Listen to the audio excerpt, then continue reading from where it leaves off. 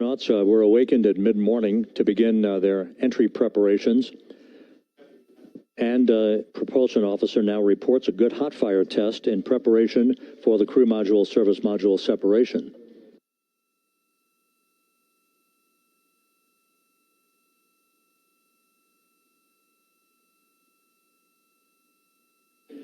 We're now inside 41 minutes until splashdown. Integrity Houston, we have confirmed a good CMRCS hot fire. And although we are not seeing GPS acquired yet, you can skip the troubleshooting steps in 157 for now. Integrity copies.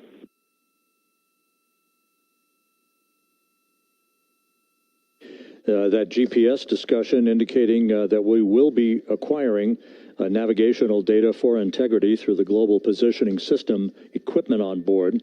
We just don't have it yet, but we will. All of Integrity's systems are in great shape to support its high-speed entry into the Earth's atmosphere. It, once again, will reach a peak speed of 24,661.21 miles an hour. You're calling GPS. We at least have GPS 1 looking good on board.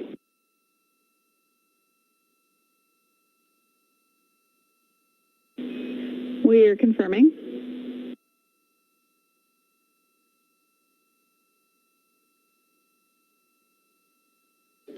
The Guidance, Navigation, and Control Officer here in Mission Control confirming that we have good lock on GPS data. We are on a communications link now through the Tracking and Data Relay satellite system.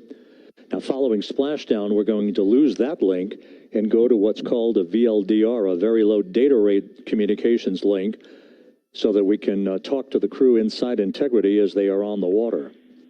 Integrity, confirm we do see good GPS. We do too, especially GPS 1 is accepting in nav channels 1 and 3. That GPS data is basically telling Integrity's onboard computers its position relative to the Earth, but its trajectory and its orientation according to flight dynamics and the Guidance, Navigation, and Control Officer is spot on. We have now armed the pyros for the crew module service module separation coming up less than 5 minutes from now.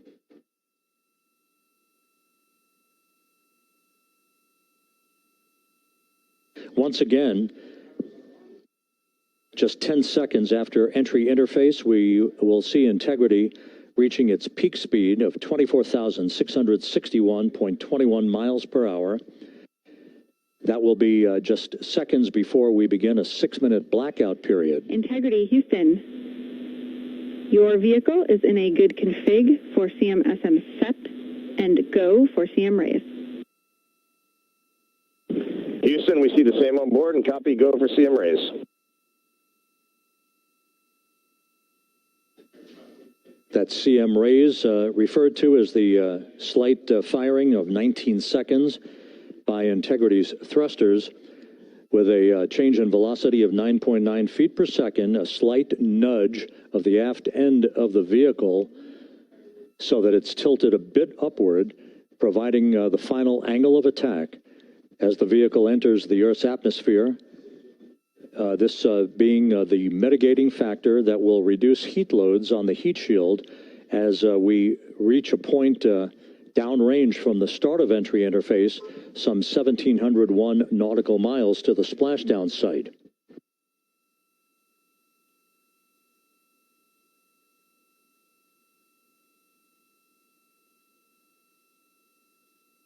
Integrity systems in excellent shape.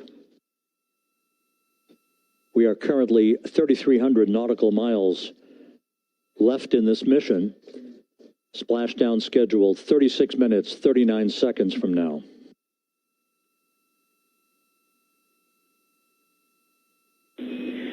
Integrity Houston, for the 2 enabled prop cautions, what happened is while the thrusters were firing, multiple pressure sensors on each of the strings diverged a bit from each other. Those limits look to be set pretty tight. We think it could happen again when the thrusters fire in the future, so we are going to suppress those messages. We concur with suppress, not inhibit. Thank you.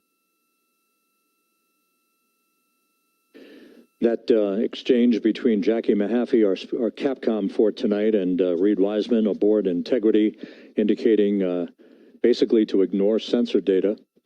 All of Integrity's systems are in good shape.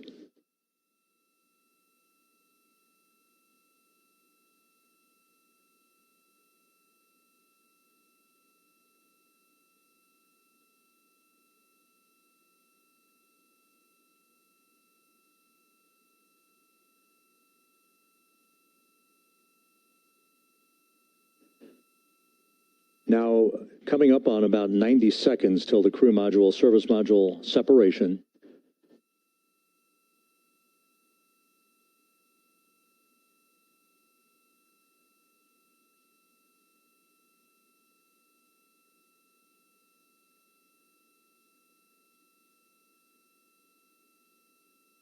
All quiet here in Mission Control as we enter the most critical phase of the completion of this flight.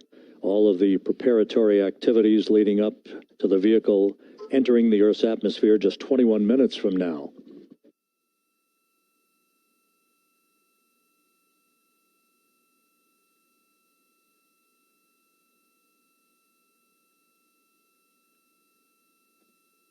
Coming up on 1 minute.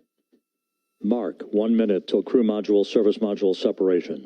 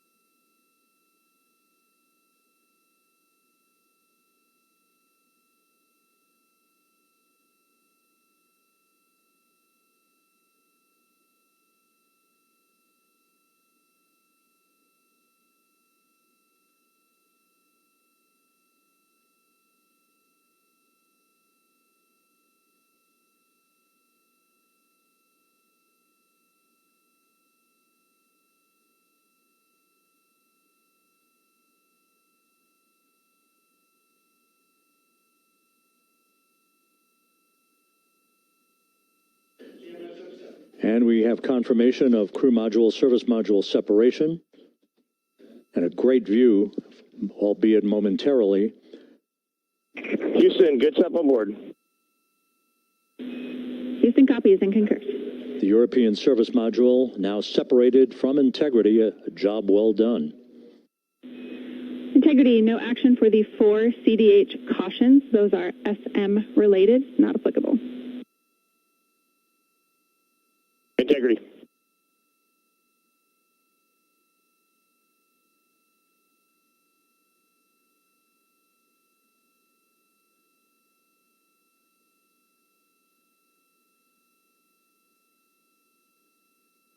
So, with Integrity now flying free on its own for the remaining 32 minutes of this mission, next up, the raise burn, a 19-second firing of Integrity's thrusters. Good GPS 2.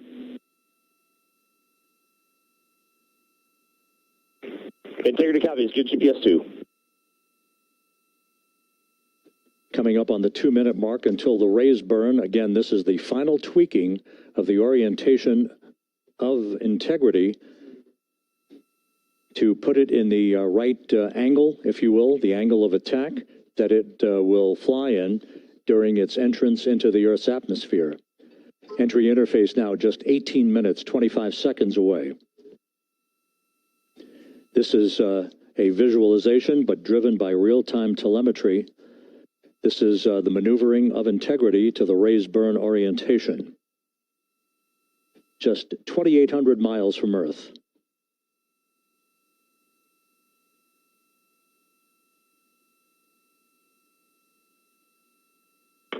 Houston, we got a great view of the European service module out the window with the sun hitting the side and the solar rays and the NASA worm right there. It's a beautiful looking machine. Roger.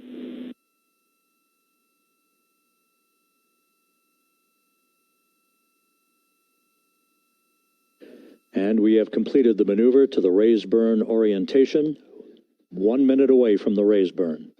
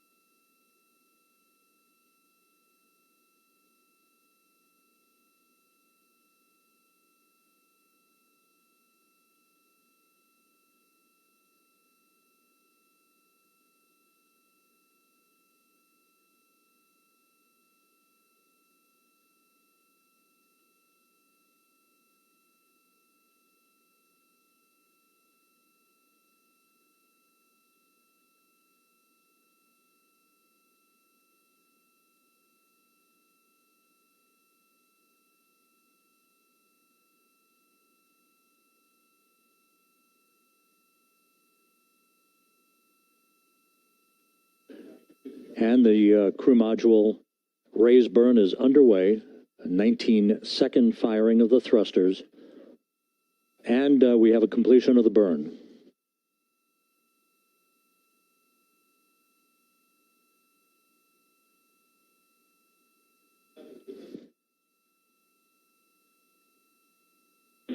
Integrity, good. CM raise burn. Your flight path angle is within limits.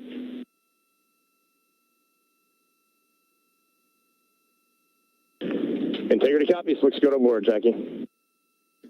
So the final maneuver is now complete. Our trajectory for a splashdown in the Pacific 29 minutes from now is set and will not be amended any further. And we have the right angle of attack to mitigate any excessive heat loads on the vehicle during entry interface. Integrity Houston, a heads up about comm coverage. When you perform the 180 roll, for the first minute or so in that attitude, we expect about a minute LOS. We copy.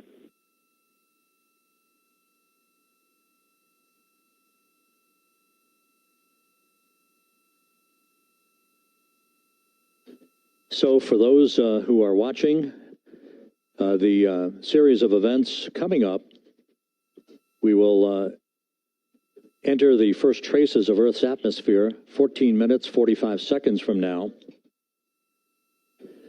6:53 and 30 seconds is what is pegged for entry interface at an altitude of 400,000 feet, traveling at approximately 34,800 feet per second, range to touchdown or splashdown 1,701 nautical miles.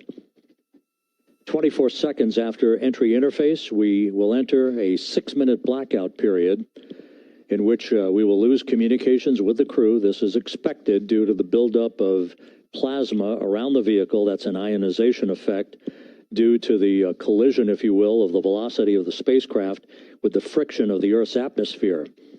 That 6-minute blackout is expected to begin at 6:53 and 54 seconds p.m. Central Time.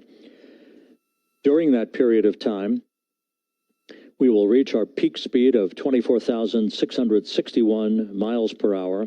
That comes just short, based on unofficial data from the flight dynamics officer right now, will come just short of the velocity record set by Apollo 10 of 24,791 miles per hour in 1969.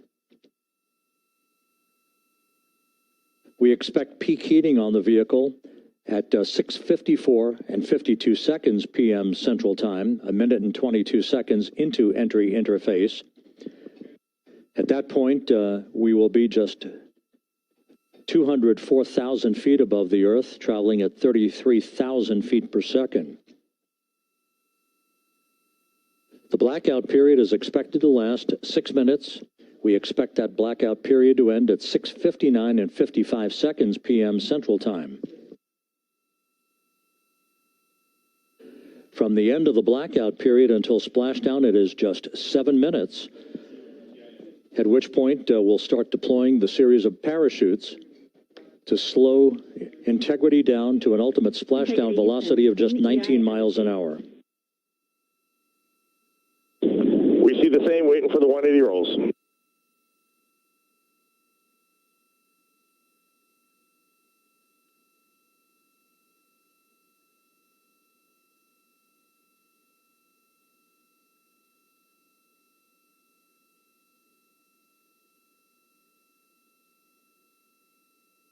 The parachute deployment sequence, once again, will come in several segments, but in rapid fire succession. And we have a great view of the moon out window, too. Looks a little smaller than yesterday. Guess we'll have to go back.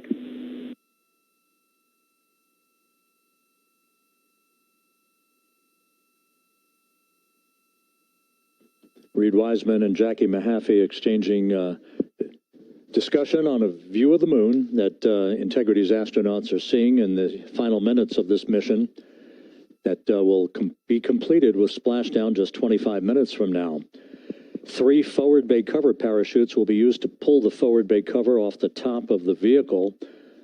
Then 2 drogue parachutes will be deployed to slow and stabilize the crew module during its descent, followed by 3 pilot parachutes that will lift and deploy the main parachutes from the forward bay. The final sequence will have 3 main parachutes deployed.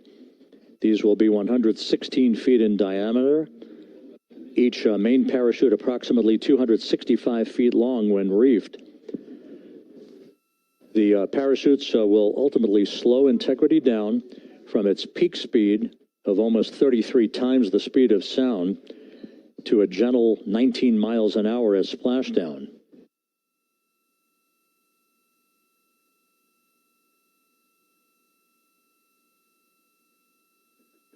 The vehicle is now currently in a roll to the proper attitude for entry interface. Our trajectory is right on according to flight dynamics.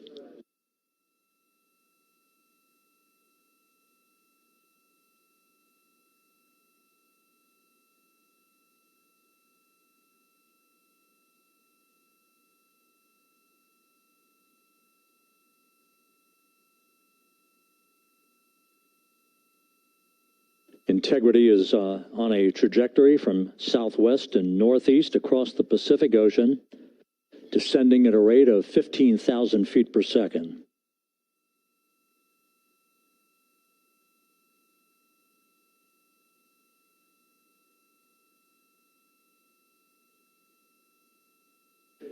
Range to touchdown 4,300 nautical miles, all the systems in excellent shape.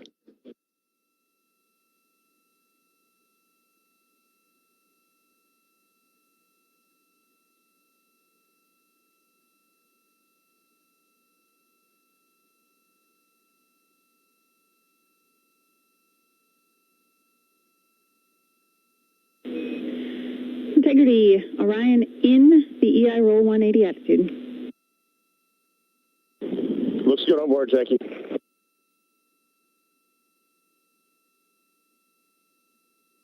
This view out of one of Integrity's windows. We had a call for 3 good barrows. Those are barometric pressure sensors that feed altitude and rate of descent information to Integrity's computers that will trigger the parachute deployment sequence. We are less than 9 minutes away from entry interface, 22 minutes from splashdown.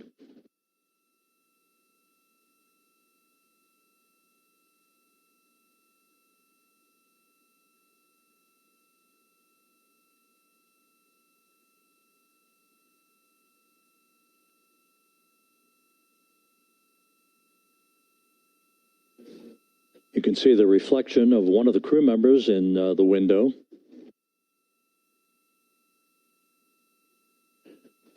Out in the Pacific, the weather conditions remain go. Just a few clouds, some scattered clouds, winds at 10 knots, wave heights just about 4 feet.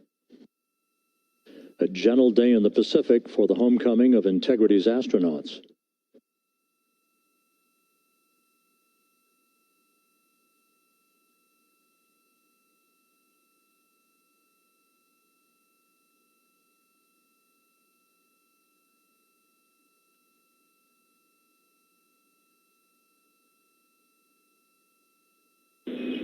Integrity back in EI attitude.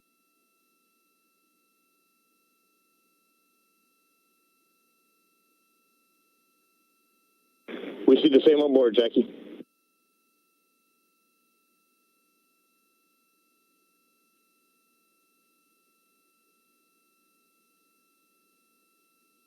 Houston, purge is complete. Crew and vehicle are configured for entry.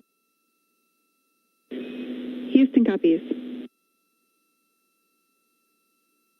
And we're in step 37, transferring nav state to BFS.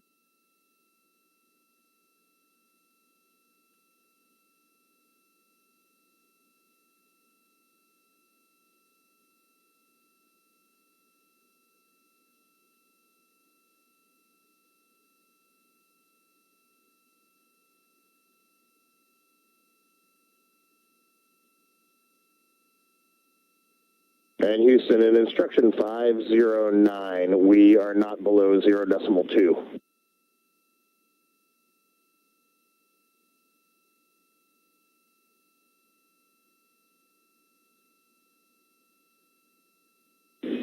Integrity, no action required. Integrity.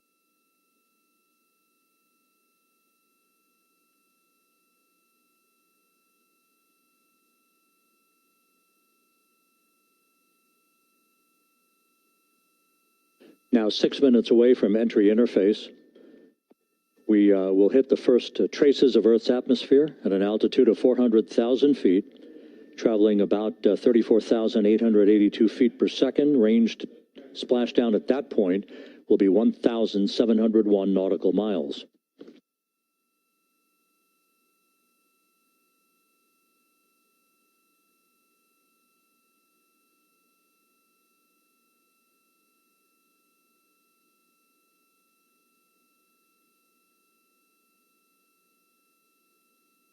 And once again, just a reminder, some 24 seconds after entry interface, we do expect to lose communications with the vehicle and the crew during a 6-minute blackout period when a plasma shield will build up around the spacecraft due to the ionization, due to heating effects. And Flight Dynamics has just confirmed we will have a blackout period of exactly 6 minutes in duration. And once again, that's due to the fact that a plasma buildup around the vehicle will prevent communications and data, so we will not be able to talk to the crew members at that time, nor will we receive data here in the flight control room. Houston, everything is looking good on board. Just confirm no pre-EI downloads. Houston concurs.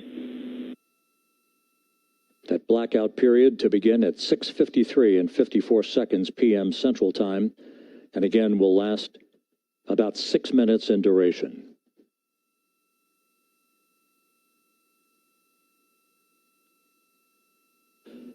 We're 4 minutes away from entry interface.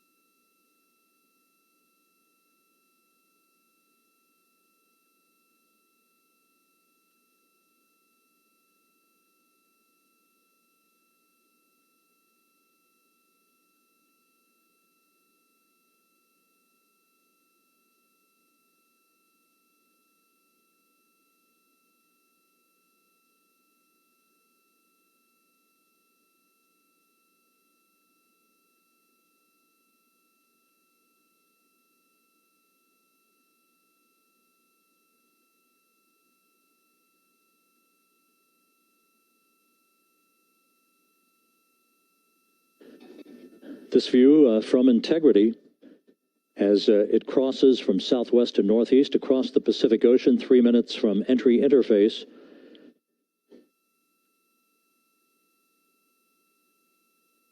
"16.5 minutes till splashdown."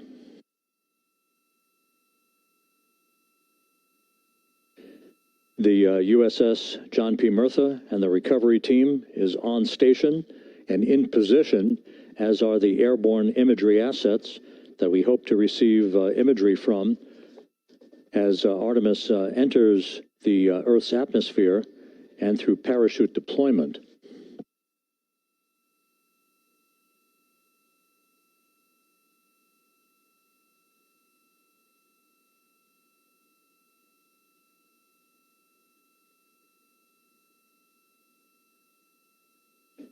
All of Integrity's systems are in great shape. The crew is ready to complete its mission just 15.5 minutes from now. All of the activities today have gone off in perfect fashion. No issues with the vehicle, no issues with the crew. And the weather at the splashdown site is go.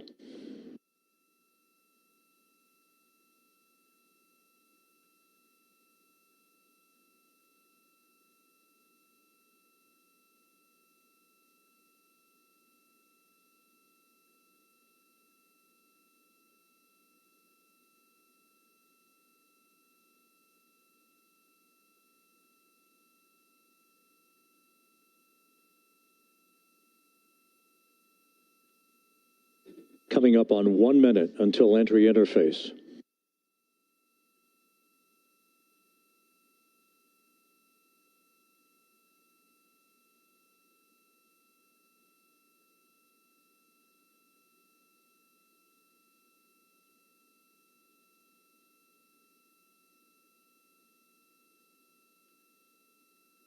Mark 1 minute until entry interface.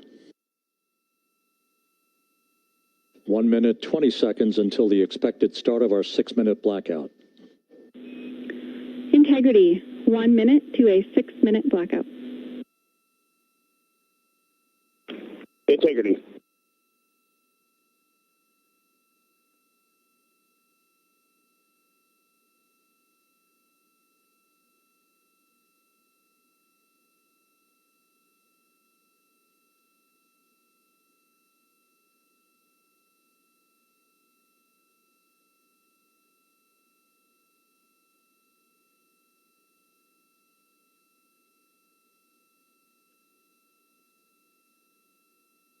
Ten seconds till entry interface.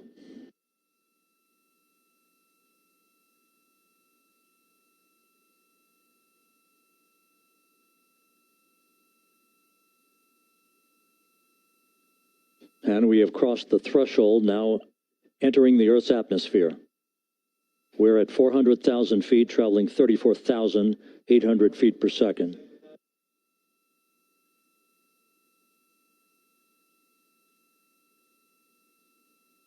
Time to splash down, 13 minutes, 10 seconds.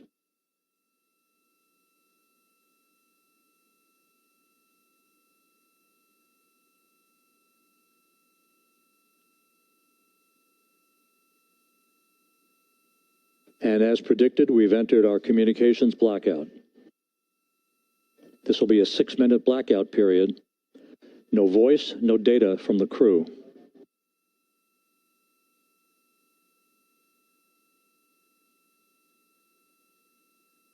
We're 30 seconds away from the anticipated point of peak heating on the vehicle, where temperatures will rise to about 4,000 to 5,000 degrees Fahrenheit.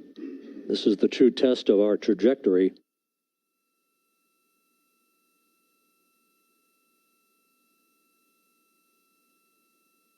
And from the G5 aircraft in the vicinity of the splashdown zone, this view of Integrity. So that pinpoint of light shows the vehicle as it enters the period of peak heating in the Earth's atmosphere, the first tug of gravity being felt by Integrity's astronauts since their launch back on April 1st.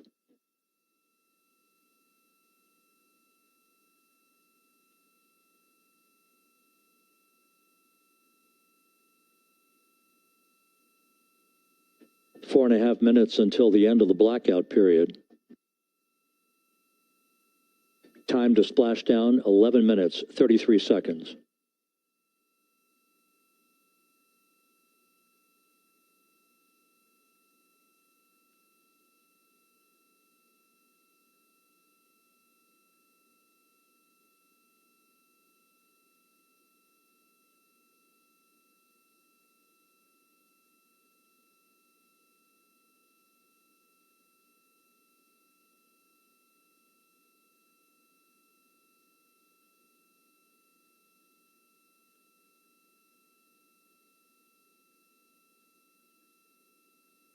The landing and support officer reports that the P-3 has acquisition on Integrity.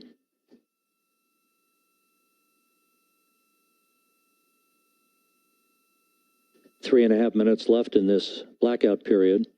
This is a visualization of the plasma buildup around the spacecraft and the repelling of that heat on Integrity's heat shield.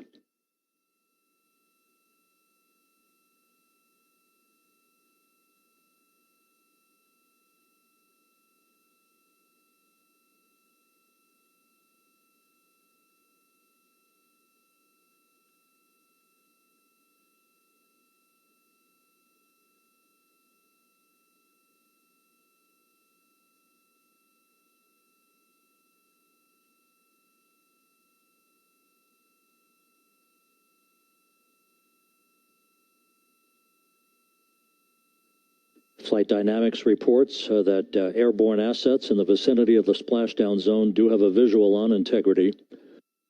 Still 2 minutes and 40 seconds left in our blackout period. Time to splashdown, 9 minutes, 35 seconds.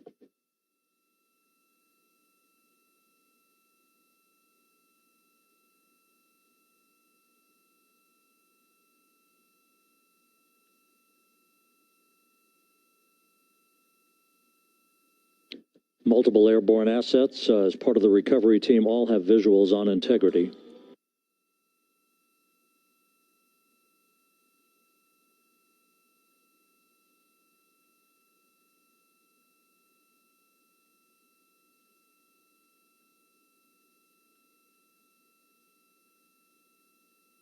And the WB-57 flying in the splashdown zone also has a visual. And the Navy helos also have visuals.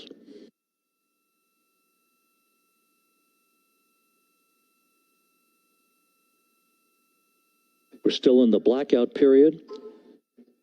Still do not have communications from the crew.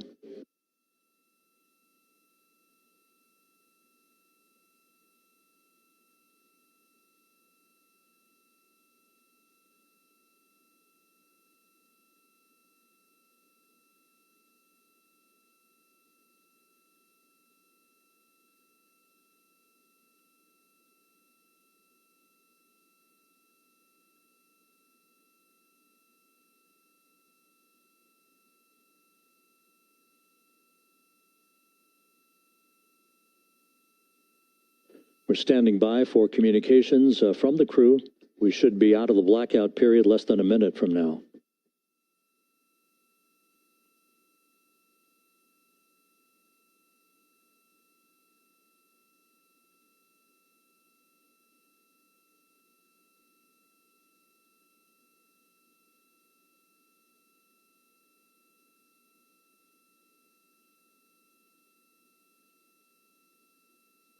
We are now processing data from Integrity.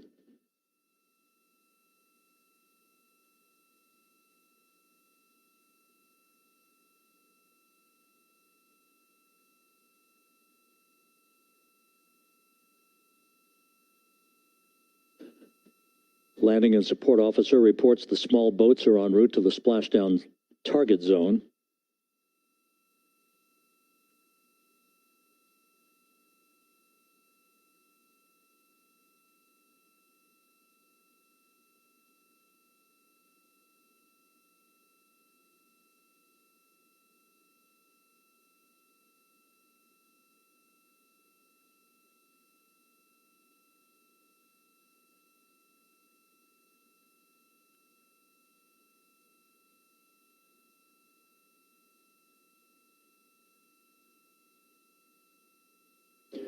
Passing through 150,000 feet, our trajectory is perfect.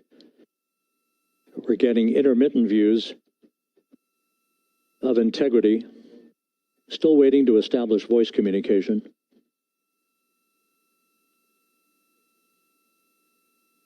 Integrity, Houston, comm check, post-blackout. Houston, Integrity, we have you loud and clear. Your trajectory is nominal, and your recovery teams have visual. Guidance looks good. No action for the enabled internal camera controller fail. Big cheers from the viewing room here in Mission Control as voice communication reestablished with Commander Reed Wiseman For America and a waiting world, Integrity is 5.5 minutes away from coming home.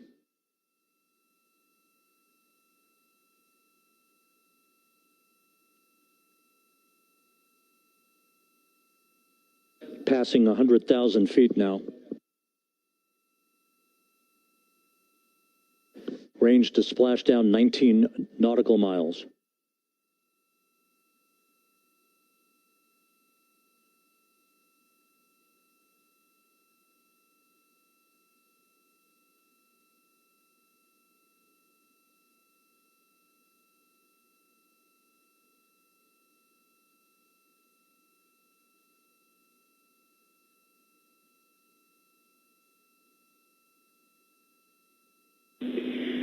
Integrity, impact to the camera controller fail is no cab 1 views of the chutes.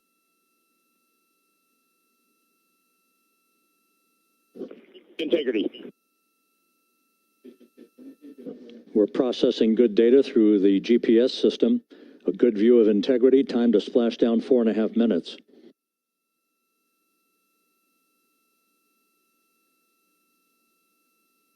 And a view of Integrity from the WB-57. We're at 50,000 feet.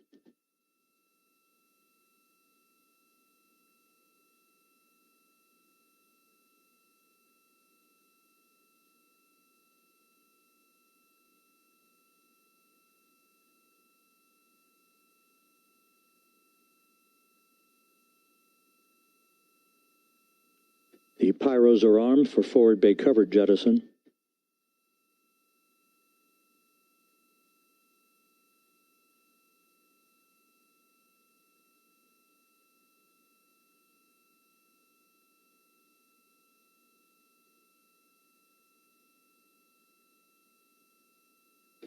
And there go the first series of parachutes, and we're on drogues.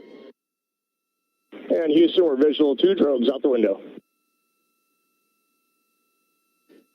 2 good drogue chutes. Next up, We copy, we see them. Next up, the deployment of pilot parachutes that will pull the main chutes out. Time to splashdown 3 minutes and 10 seconds.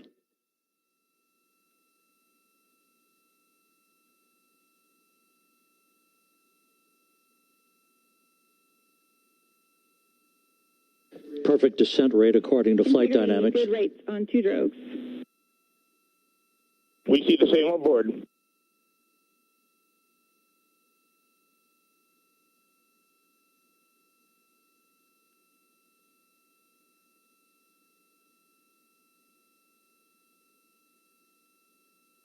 Passing through 10,000 feet, still on drogues.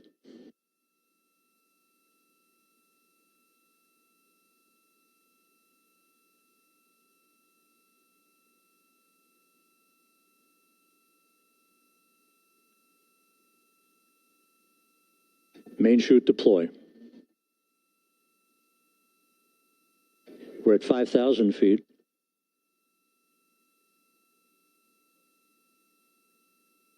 Search and recovery beacon has been activated on Integrity.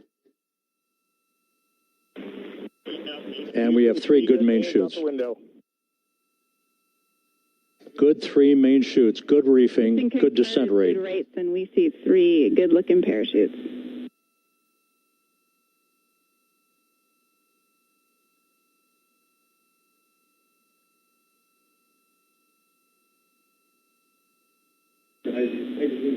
Integrity, cabin pressure indicates no need for hydrazine checks. Integrity copies. This is a perfect descent for Integrity. Its crew sounding hale and hearty on board. Time to splashdown 1 minute, 15 seconds.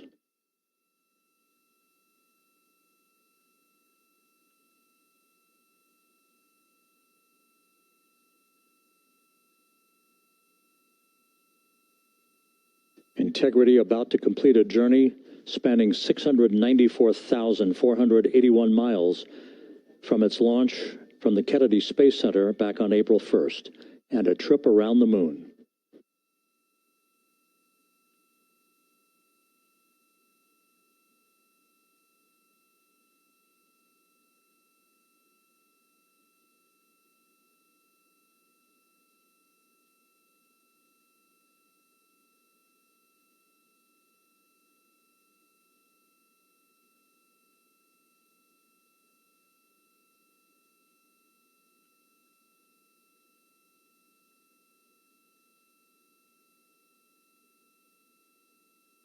passing through 1,000 feet.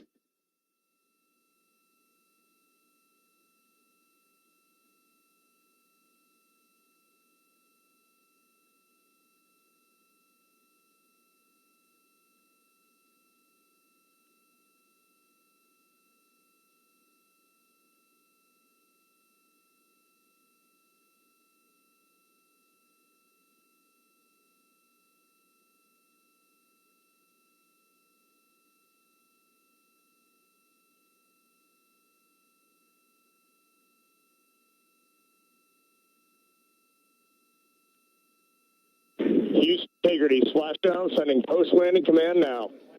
Splashdown confirmed. Copy splashdown, waiting on VLDR. Splashdown confirmed at 7:07 p.m. Central Time, 5:07 p.m. Pacific Time. From the pages of Jules Verne to a modern-day mission to the moon, a new chapter of the exploration of our celestial neighbor is complete. Integrity's astronauts back on Earth.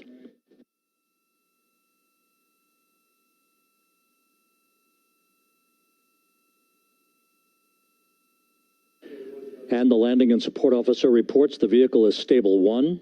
We still will be deploying the crew module uprighting system to maintain that orientation. A perfect bullseye splashdown for Integrity and its 4 astronauts.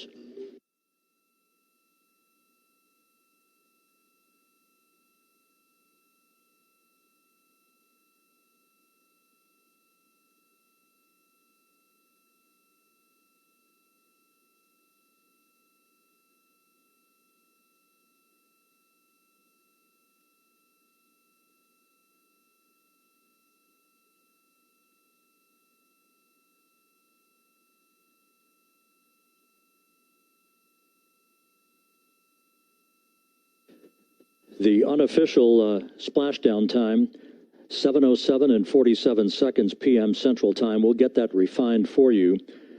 That would put the end of the mission at a mission elapsed time of 9 days, 1 hour, 31 minutes, 35 seconds.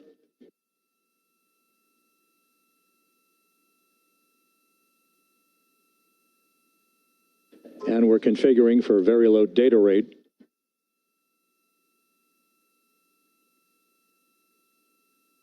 Once again, splashdown occurring in the Pacific, southwest of San Diego at 7:07 and 47 seconds p.m.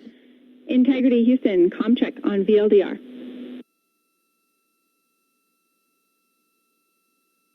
Houston, we have you loud and clear on VLDR. How us? We have you the same. We'll meet you over in post-landing.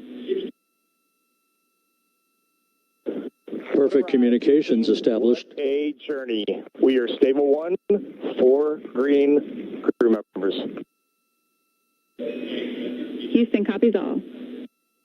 Reed Wiseman reporting 4 green crew members. That is not their complexion. That is the fact that they're in great condition. That's what that means. So stable 1, upright. The crew module uprighting system is being deployed. The 5 airbags being inflated through helium to maintain the upright configuration for the vehicle. This was a textbook entry and a textbook touchdown for Integrity. Reed Wiseman, Victor Glover, Christina Cook, and Jeremy Hansen back on Earth after a journey around the moon.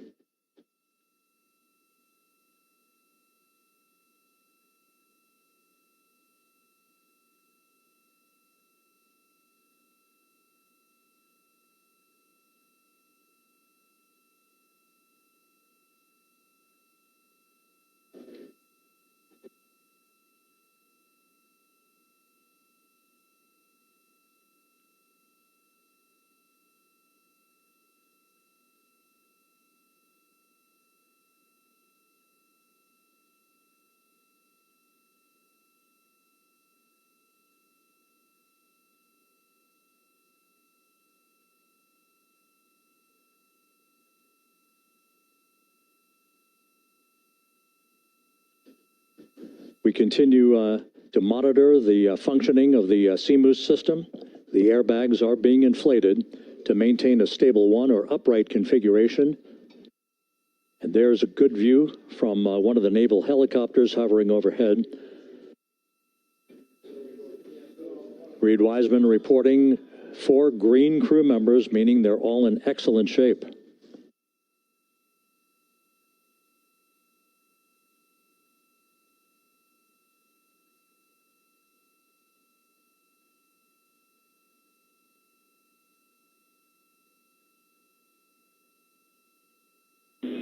Integrity Houston for SAR beacon and radio. SAR beacon is in for 06, and we're powering the radio now. Go ahead. We see the beacon on.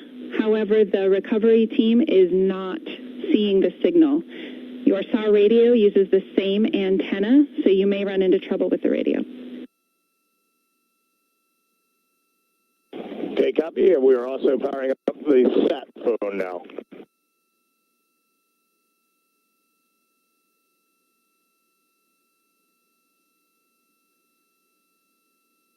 So Integrity is in great shape, and as the crew continues its post-splashdown timelined activities on board, Reed Wiseman once again reporting that all 4 crew members are in excellent shape.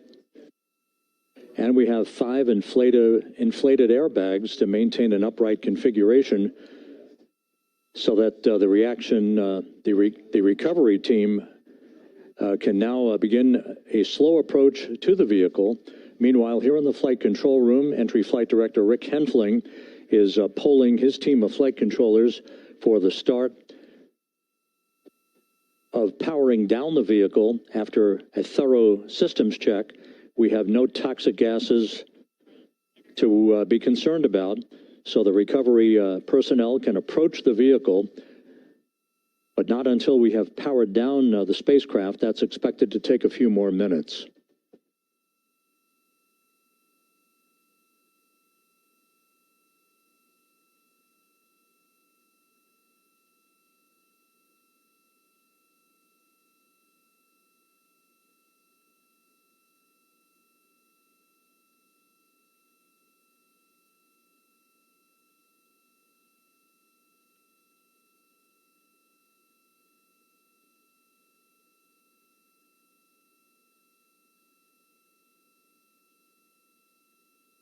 Integrity back on Earth following its historic flyby of the Moon.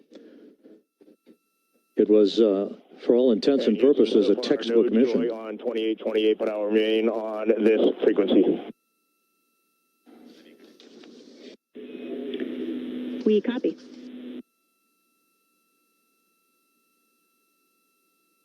Reed Wiseman indicating some trouble with the SARSAT phone on board. But that's not an issue. What is more important is that the vehicle is solid. No issues as we begin the power down of the vehicle to begin the recovery process.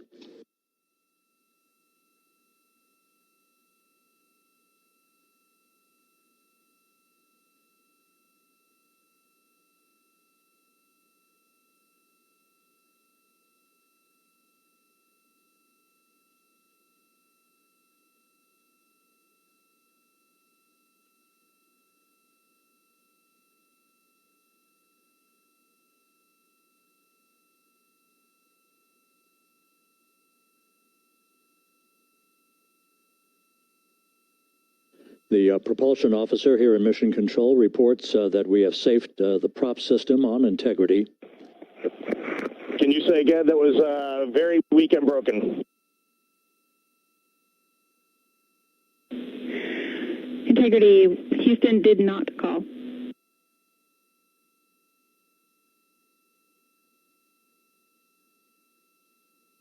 Copy that, Houston. It might have been on the SAR radio. Stand by.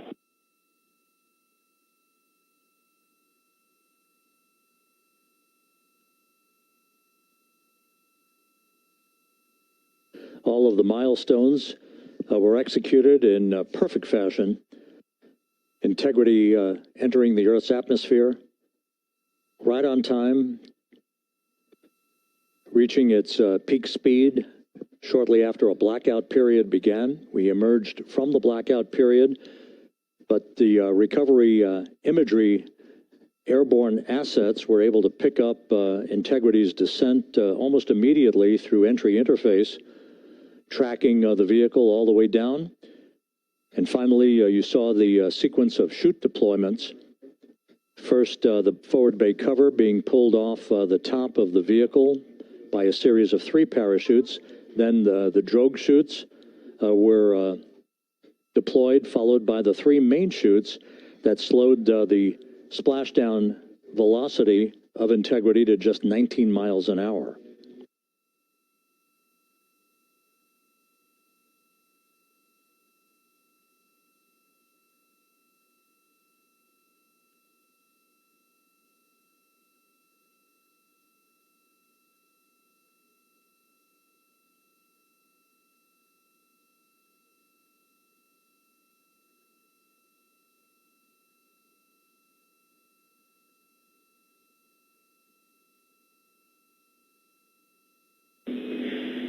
Integrity, Houston, with no joy on SAR and SAT phone, we'd like you to command an additional 15 minutes for a total of 30-minute power down delay.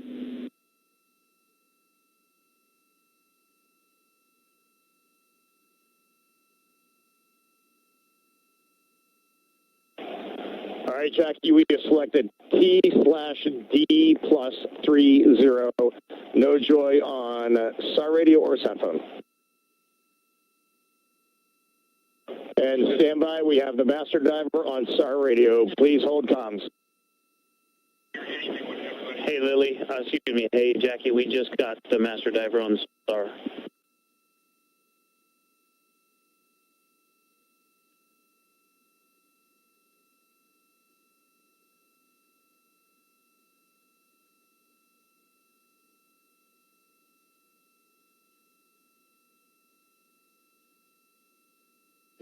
A good view of one of the fast boats. Integrity, Houston, if you are happy with your comm with Master Diver, you can go back to the 15-minute power down.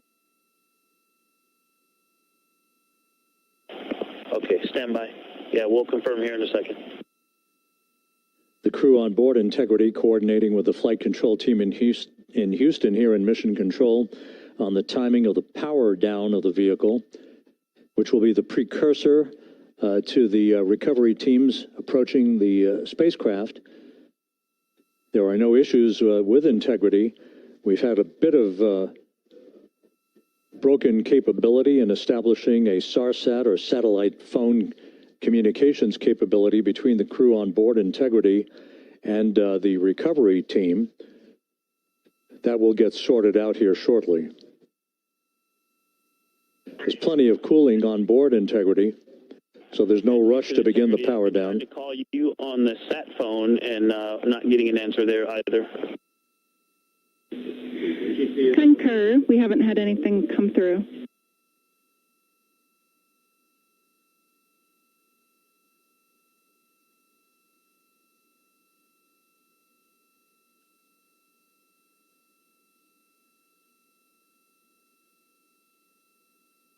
And Houston, if you could relay to recovery that we hear them, but it does not appear as though they are hearing us.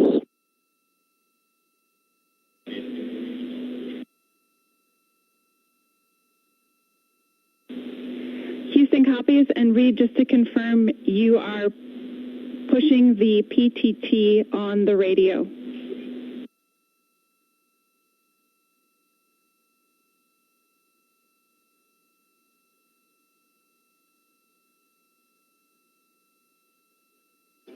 So as we continue to sort out the communications between Integrity and the recovery teams, we are standing by for the initiation of the power down procedures that, as you see, the recovery teams are moving towards the side of the capsule.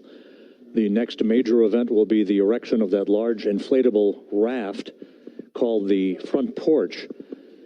That will be the port of call for the crew as they're being extracted one by one from the vehicle.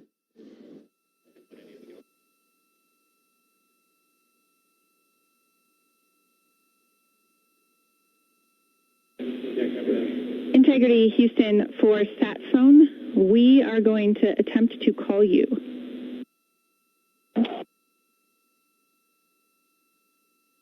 Good idea, standing by. And Jackie, yes, we are pushing the push-to-talk, the two buttons on the left side of the radio below the up-down arrows. We are utilizing them. I'm rebooting the radio to see if we get good comms.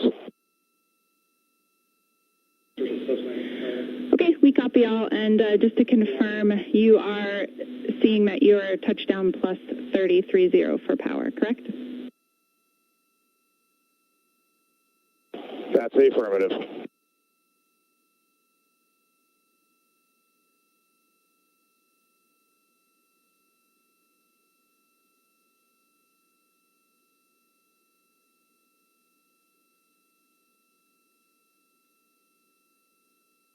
We are trying a backdoor approach to have mission control here call the crew on their satellite phone. This is all part of the coordination for the power down of the vehicle that will initiate the actual recovery operation. The first boats with the Navy divers on board are standing by, waiting to close in on Integrity to begin the process of erecting the large inflatable raft that's called the front porch that will be where the astronauts are extracted from so that they can have a few minutes to get their land legs back before they're hoisted aboard the Navy helicopters for the flight back to the deck of the USS John P. Murtha.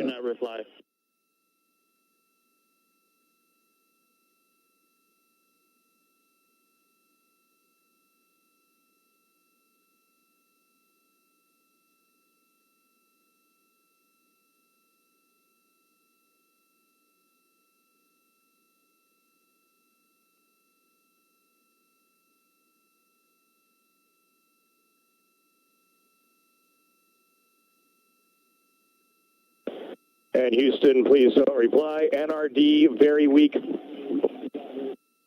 but readable. Master Diver, we can hear, but they cannot hear us.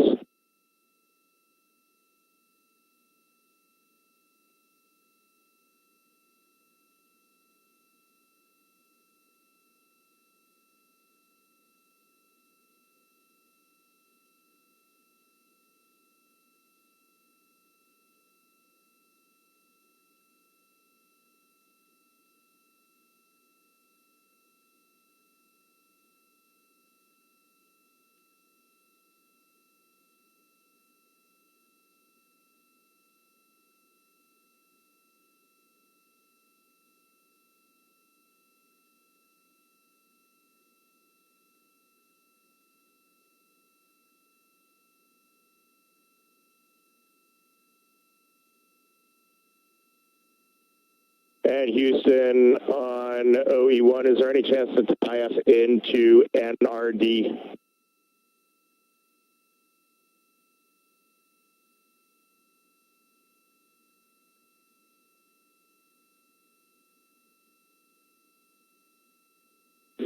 Checking.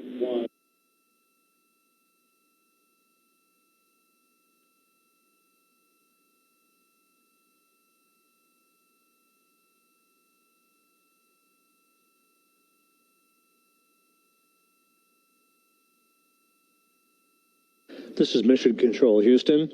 While we stand by for the establishment of communications between Integrity and the recovery team that is basically standing by very close to the spacecraft, we're going to go to the deck of the USS John P. Murtha, where Megan Cruz is standing by with Administrator Jared Isaacman.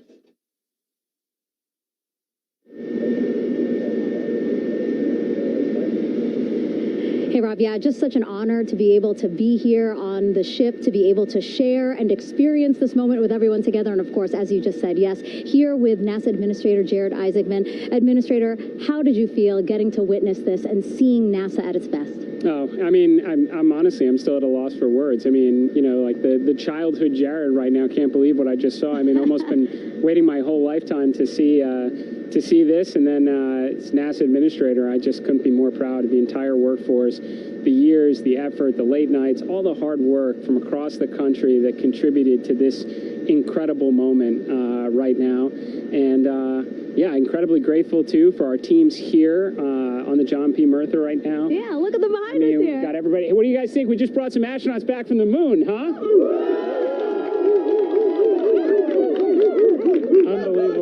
thank you. Yeah, so grateful to the Navy, the sailors that are here, the NASA teams. I mean, this is a joint effort that's on their way right now. These recovery forces are getting out to our Orion spacecraft, to Integrity, to get our astronauts back on the ship safely. Yeah, and this is not just an accomplishment for NASA. This is an accomplishment for humanity. Again, a historic mission to the moon and back.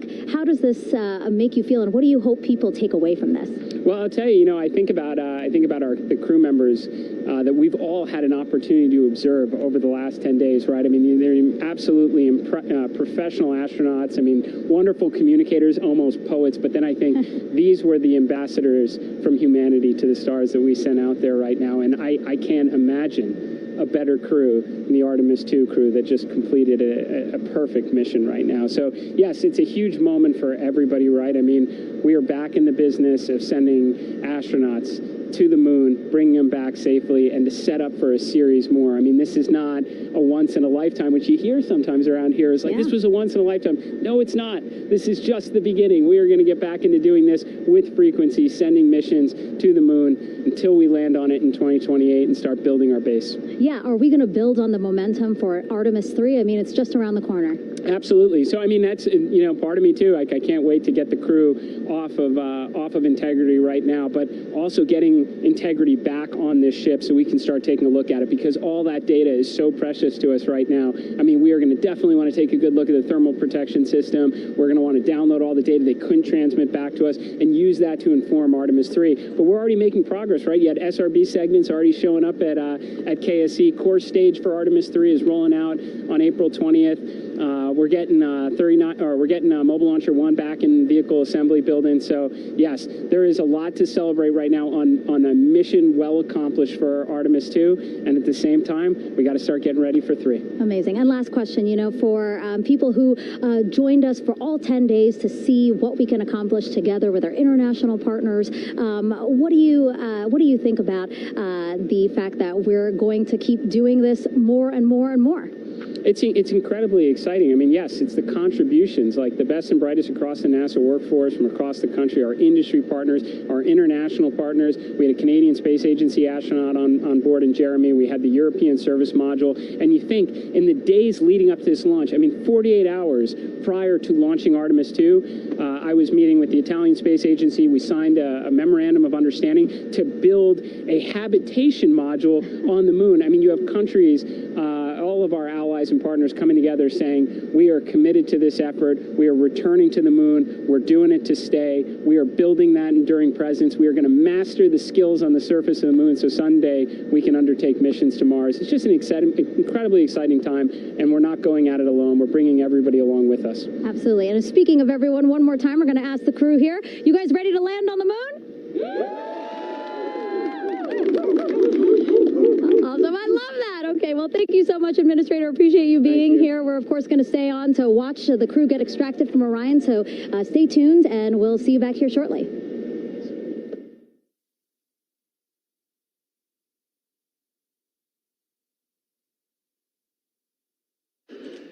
Thank you, Megan, and thank you, Administrator Isaacman. We are in the process of working to establish that communications link and to establish the procedures that will lead to the power down of the spacecraft, which is gently bobbing in the Pacific following a bullseye touchdown that occurred at 7:07 p.m. Central Time, 5:07 p.m. Pacific Time, 2.5 hours before sunset in the Pacific, southwest of San Diego. We have once again heard from the crew during that interview opportunity with the administrator, and we have 4 healthy crew members on board.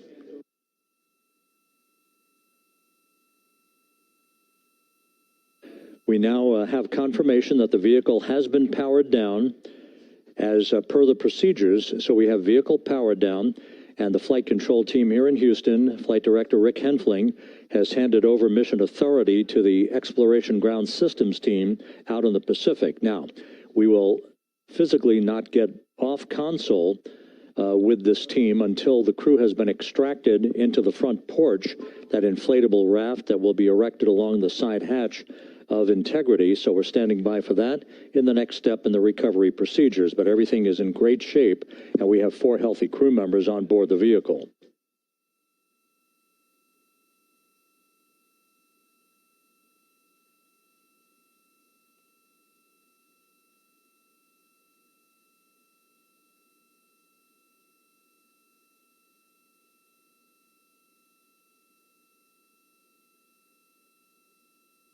All of the entry events went by the book, no issues, perfect trajectory for integrity that was culminated with one final raise burn to improve the angle of attack for the vehicle as it entered the Earth's atmosphere. All of that flight dynamics computation worked like a charm.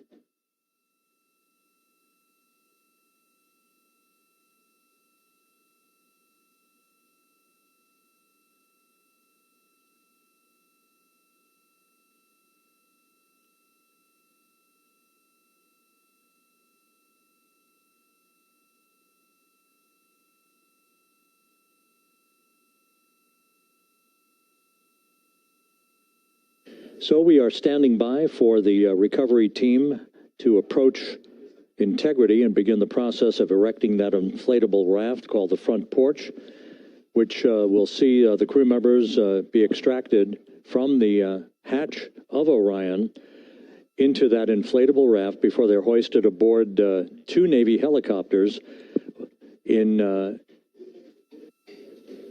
variety of different configurations. Each crew member will be hoisted in sequential fashion, in alternating fashion, two crew members for each helicopter before they turn around to head back to the John P. Murtha. Once on the deck of the ship, they'll be brought into medical bay for comprehensive medical exams. But Reed Wiseman has reported several times that the crew is in excellent shape.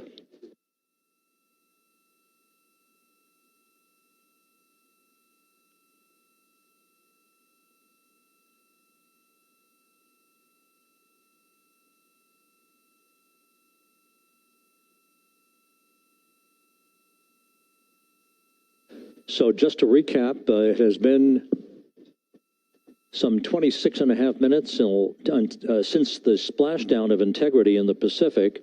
The vehicle is in excellent shape. It performed like a champ all the way down through the Earth's atmosphere.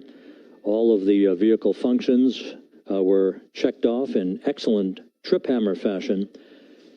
The parachutes all deployed as planned. Splashdown occurring at 7:07 p.m. Central Time, 5:07 p.m. Pacific Time.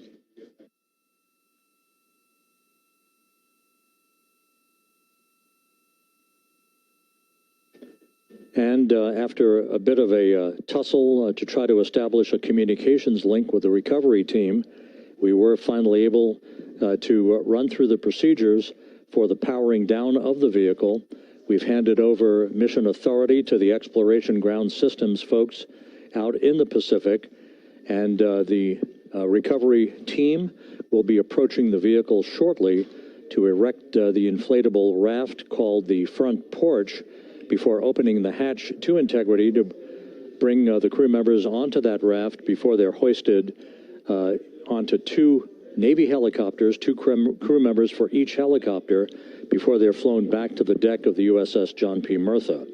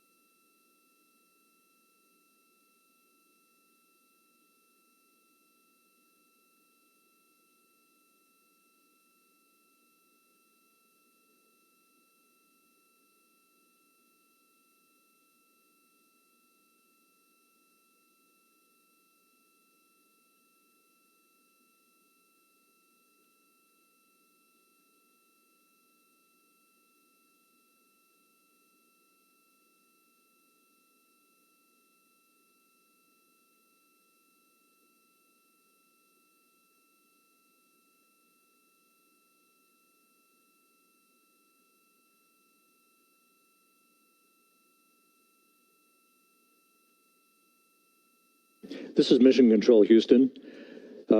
After talking to the flight dynamics folks, we have a bit of a refinement on the splashdown time for you. Their computation shows a splashdown time of 7:07 and 27 seconds p.m. Central Time, 7:07 and 27 seconds p.m. Central Time.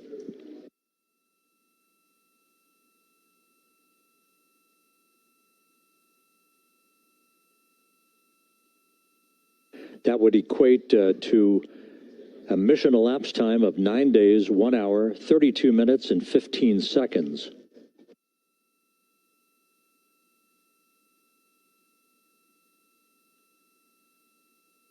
Once again, from Flight Dynamics, a splashdown time of 7:07 and 27 seconds p.m. Central Time.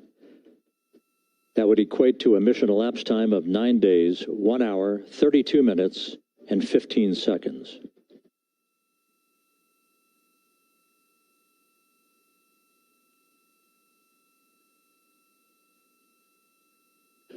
Reports from the Pacific indicate that the recovery team, in communications with the crew aboard Integrity, that the crew remains in excellent shape as they await the approach of the team for a final hazard gas evaluation before they move to the side of the vehicle to erect the inflatable life raft called the front porch.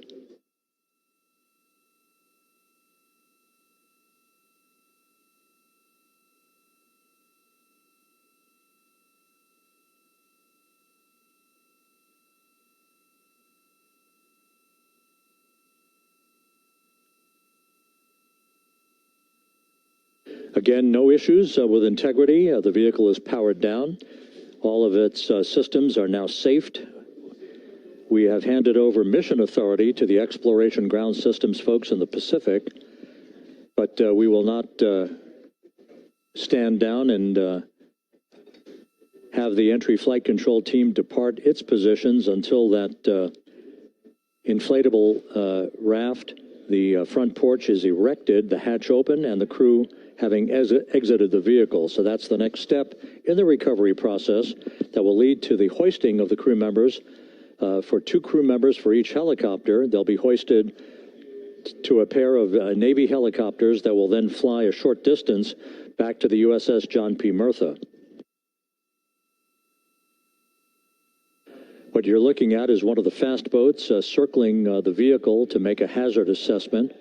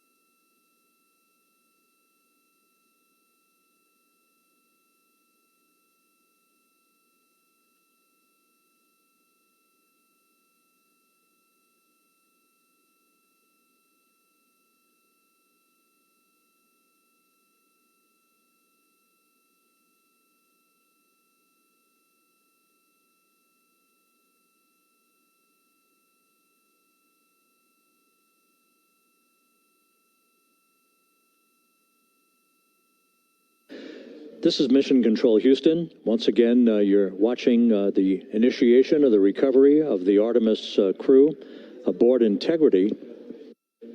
All of the Navy divers and the fast boats are now approaching the spacecraft after conducting a hazard assessment. The vehicle has been powered down. Entry Flight Director Rick Henfling now waiting for the life raft, the front porch, to be erected along the side of the vehicle so that the hatch can be opened and the crew members extracted from Integrity, soon to be hoisted one by one into a pair of Navy helicopters for a short flight back to the deck of the USS John P. Murtha.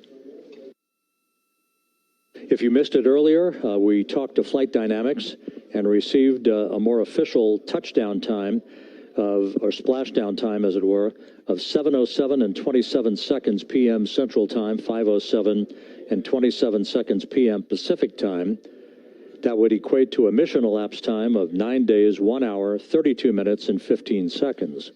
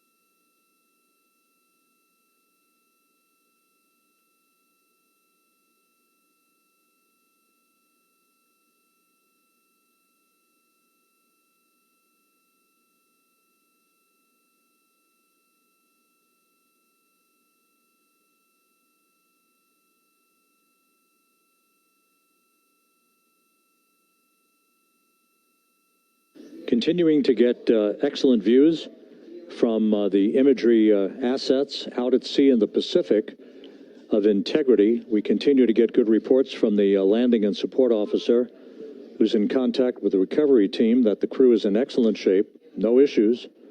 They're just currently biding their time, waiting for the front porch to be erected. We have no hazardous hazard gases and no hazardous situation with the vehicle. It performed perfectly all the way down from entry interface to its splashdown in the Pacific at 7:07 and 27 seconds p.m. Central Time. And as you can see, the first phalanx of recovery personnel now pulling up alongside of Integrity.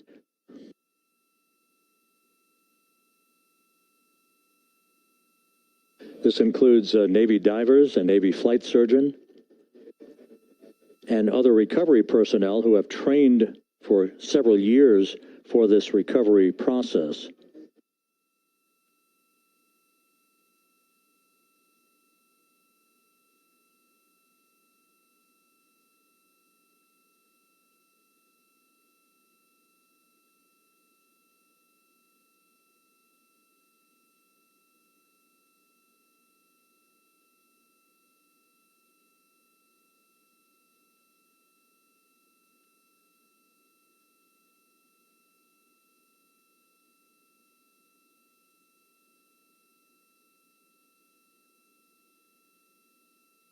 At this hour, some 41 minutes following splashdown, the vehicle has been powered down. There's no hazardous gas emanating from the vehicle. That's why the first team of recovery personnel has been able to pull alongside Integrity. And the reports continue to come in that the 4 astronauts are in excellent shape.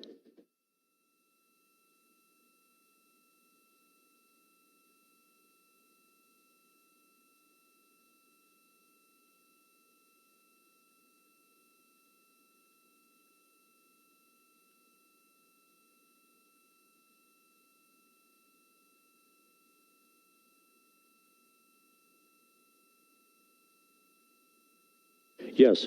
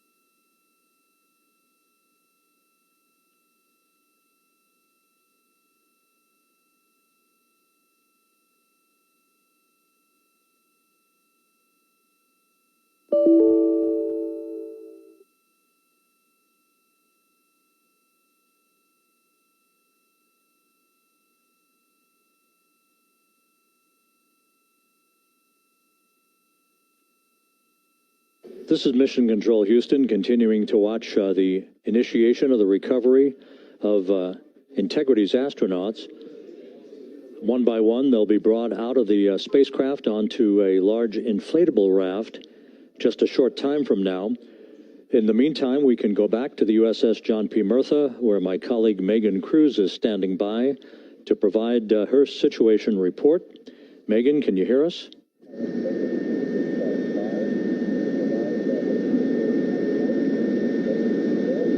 Hey, Rob. Yes, I can hear you. Thank you. Yeah, we're back here on the bow of the recovery ship where there are still plenty of people peering out into the water. We are not very far from the action everyone is seeing on their screen now.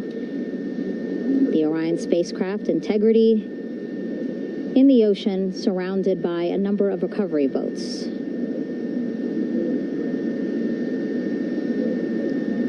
As Rob has been saying, in those recovery boats, NASA and Navy personnel specifically trained to get the astronauts out of Orion.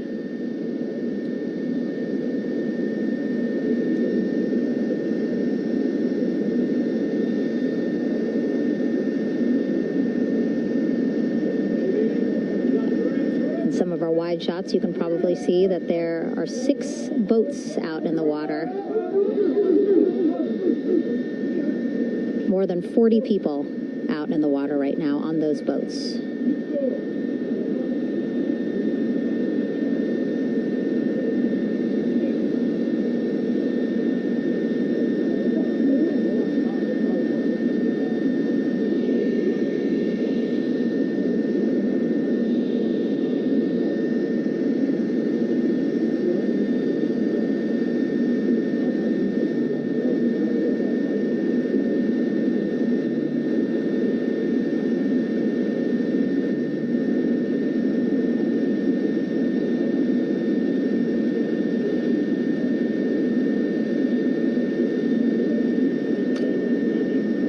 First order of business is to set up the front porch and the stabilization collar. You might also hear it referred to as a stab collar. Basically just to make sure that Orion stays upright, doesn't sway in the water too much, again, to make it easier for recovery forces to get the astronauts out.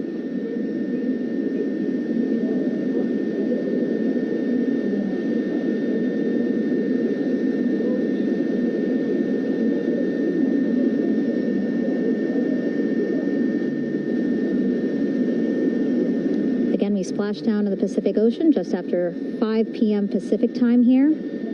It's a requirement by NASA to be able to get the crew out of Orion within 2 hours of splashdown. So doing great on time so far. Plenty of time. No rush either.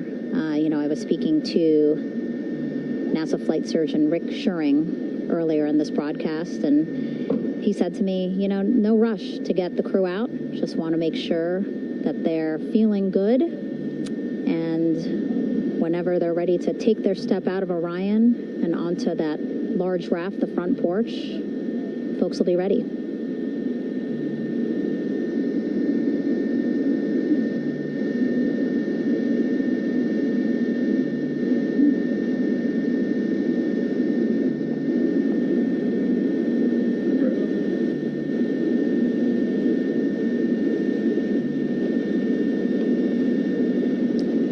As there are mission audio loops in Mission Control in Houston, there is a mission audio loop here on the ship, and it was just reported out that the side hatch is open.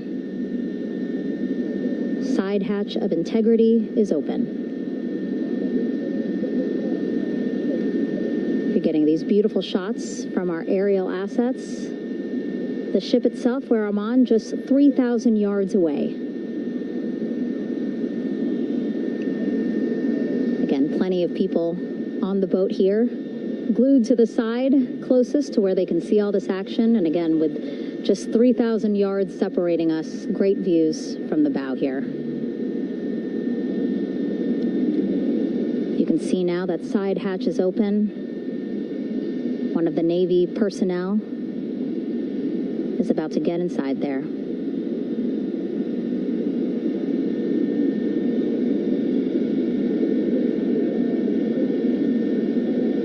They go. In total, 4 will go into Orion. So it'll be a little bit of a tight squeeze, but the goal is to have a recovery personnel with each astronaut assessing them.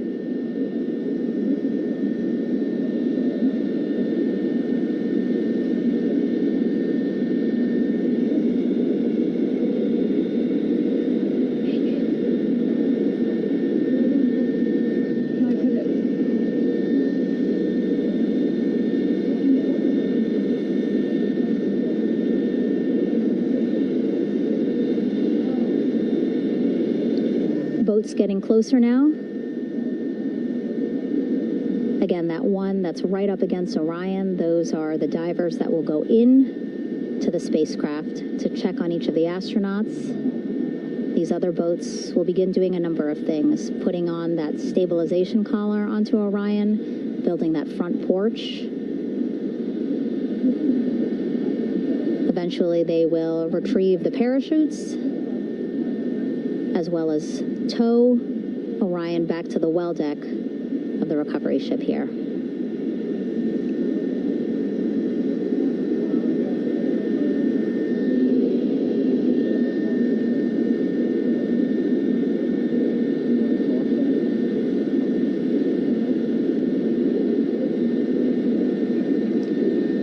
And so as we wait for the Navy and NASA personnel to get their assessment of the crew inside of Orion, why don't we toss it back to Rob for an update?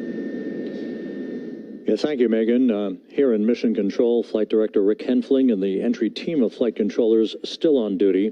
The vehicle has been powered down for some time now. There are no hazardous gases emanating from integrity. That, of course, allowed the recovery personnel to approach the vehicle and then open the hatch to begin the initial medical assessment of the crew, as you just indicated. Now we're standing by for the erection of that inflatable raft, the front porch, alongside of the vehicle that will enable the crew to be extracted one by one onto the raft, have a moment or two to get their land legs back before they're hoisted into two hovering Navy helicopters, 2 crew members for each helicopter, for a short flight back to the deck of the USS John P. Murtha.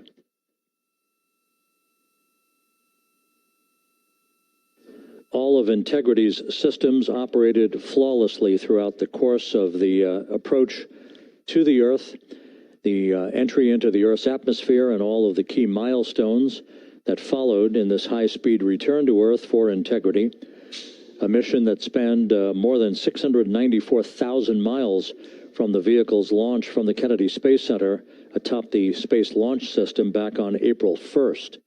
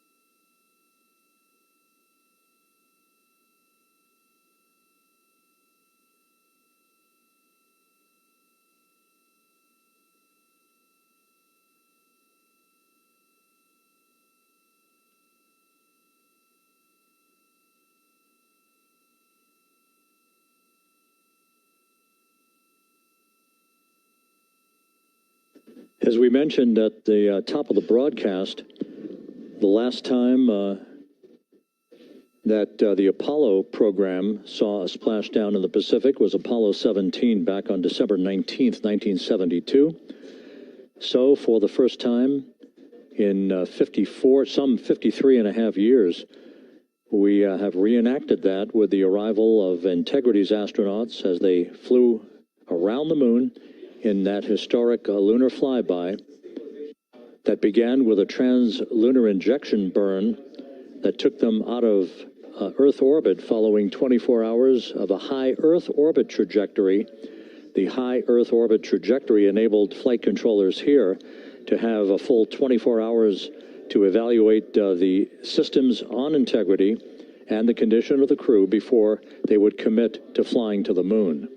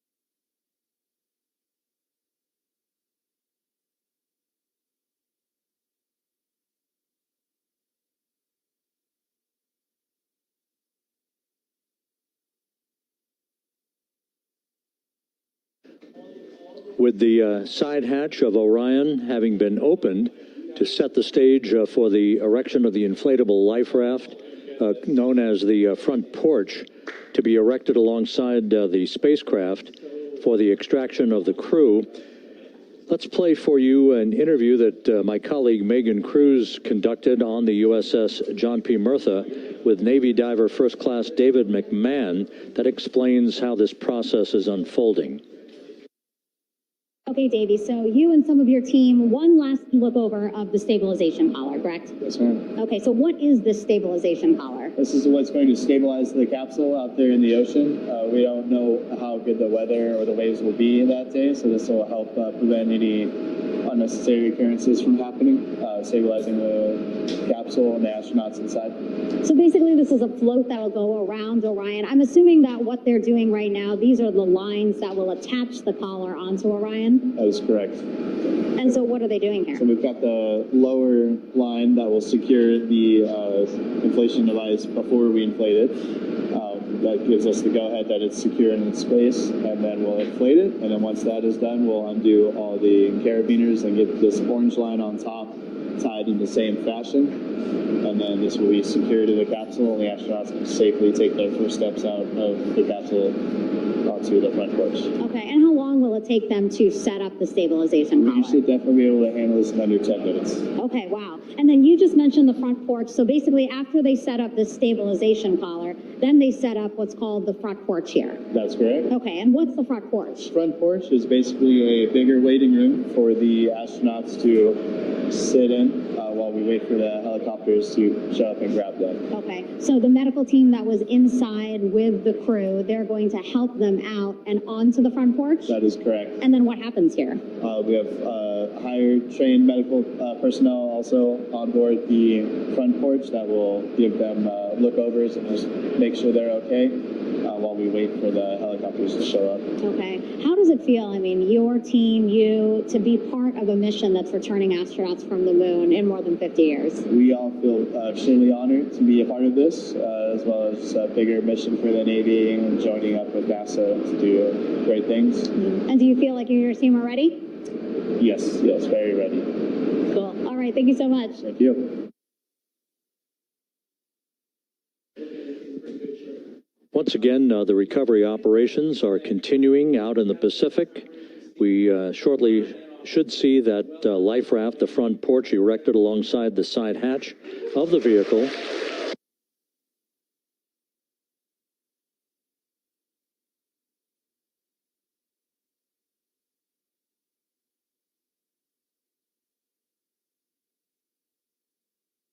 A number of flight controllers have come into the flight control room to receive congratulations from Entry Flight Director Rick Henfling. But we're going to stick with our operations out in the Pacific as we await the extraction of the 4 crew members who are reported to be in excellent condition.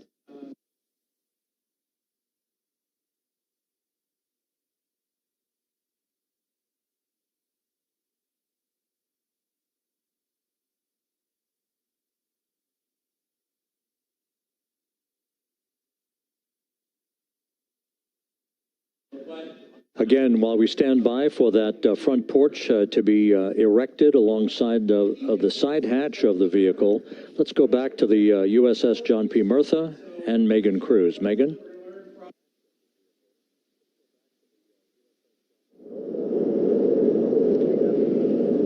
Hey, Rob. Pausing now to listen to some internal audio loops. Again, the operations team here on the ship communicating with everyone out on the water. It seems like currents are hindering them a little bit from unfurling and inflating the stabilization collar as well as the front porch. But again, the requirement to get the crew out within 2 hours of splashdown, plenty of time. So no concerns just yet. But as calm as the water looks, yeah, it looks like it's hindering the teams just a tad.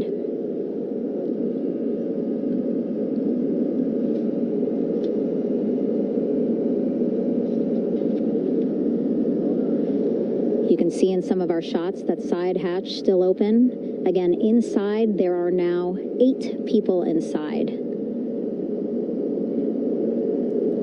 4 divers, Navy divers, all with medical training, each assigned to an astronaut each. Making sure that they're comfortable, feeling good.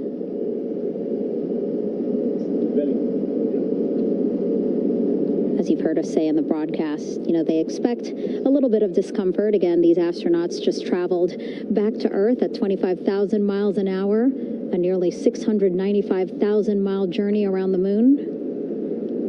If you think you get car sick.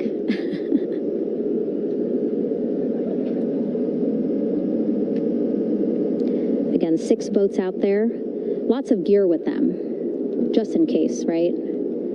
As we said, the crew reported feeling great, but again, all those folks out there in case they weren't, right? NASA is all about making sure we think about every situation that can happen, and so, of course, wanted to be ready in case any of our astronauts needed more medical attention while out there in the water.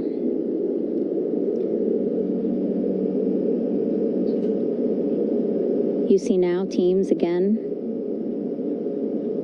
trying to set up the stabilization collar and front porch for the crew to get out of Orion. They need both, right? The stabilization collar will keep Orion from swaying as you see it is doing now.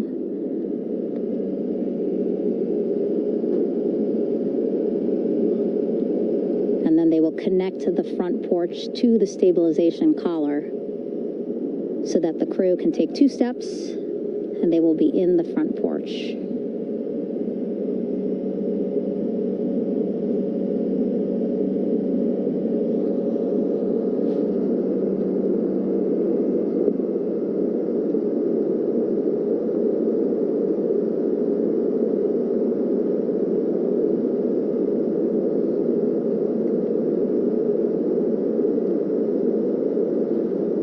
Chatter on the mission audio loops, that's a good thing. Again, things proceeding pretty nominally, even if they're fighting some currents out there on the Pacific Ocean.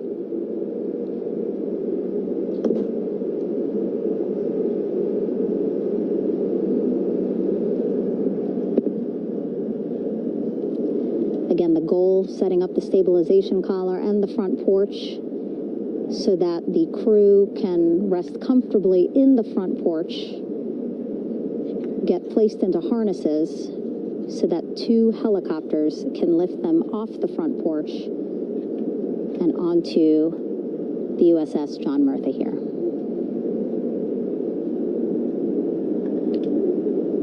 The helicopters are going to take turns picking up an astronaut. So again, Helo 1 and Helo 2.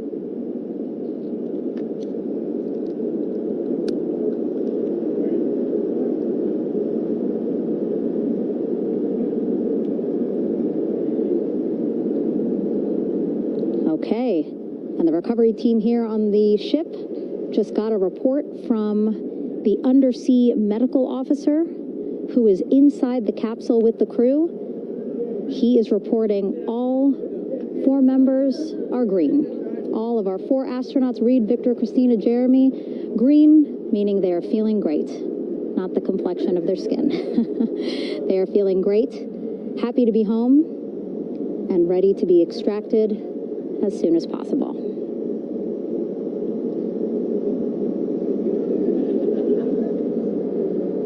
And so, as I was saying, we have 2 helicopters circling the activity you're seeing on the water right now.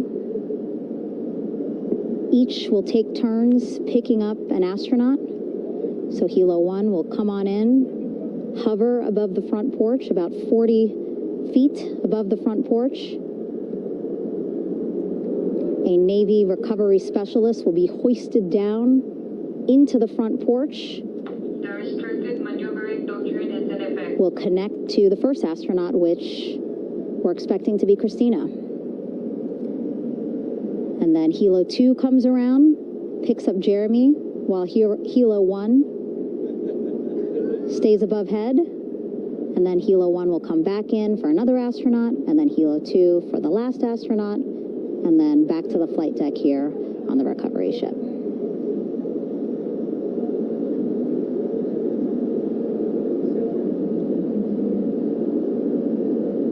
I was talking to Assistant Artemis Recovery Director Paul Sierpinski. He said helos are a much quicker, safer way to get on board. They did actually consider boats, but then if you think about it, longer time, the crew would have to move through more of the ship. This way the helos will give a more direct, quicker route to the medical bay for our 4 astronauts.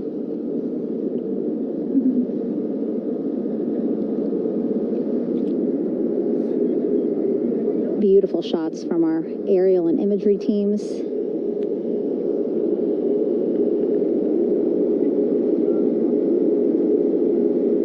Clouds have dissipated for a clear view from the bow of the recovery ship here.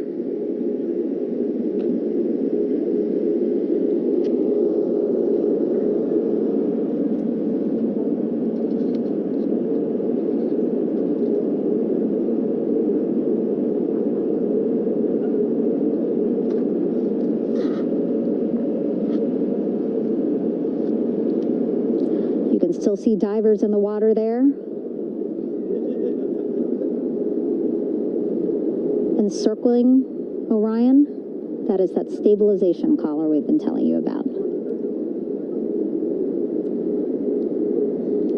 As you saw in that interview just a few minutes ago, they have to first connect it to Orion, and then once it's secured onto Orion, they can inflate it, and then they'll further secure it with other harnesses and lines.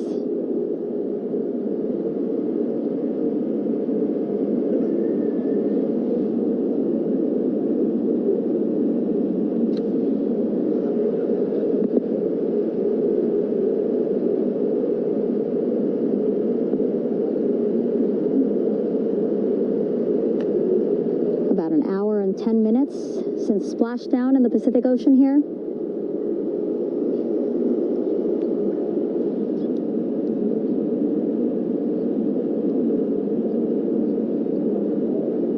Reed, Victor, Christina, and Jeremy back home after a history-making mission to the moon and back.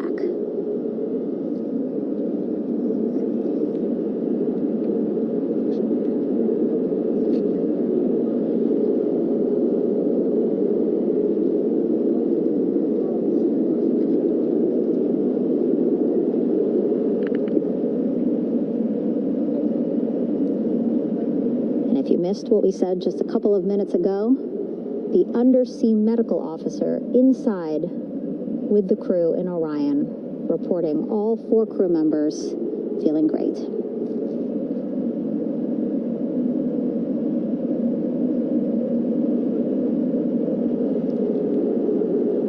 Progress being made there on the stabilization collar. It looks like they are beginning to inflate it.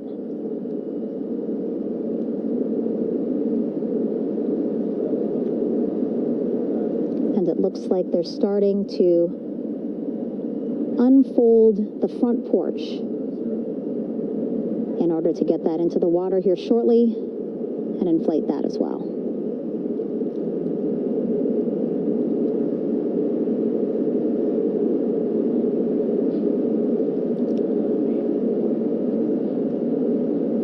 Again, more than 40 people out in the water right now.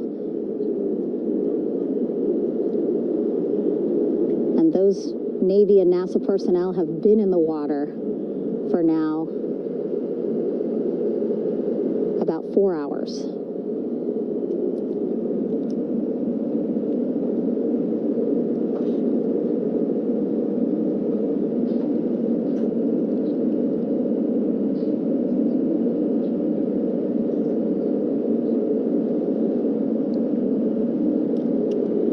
The reason why they had to get out so early is just to stage everything.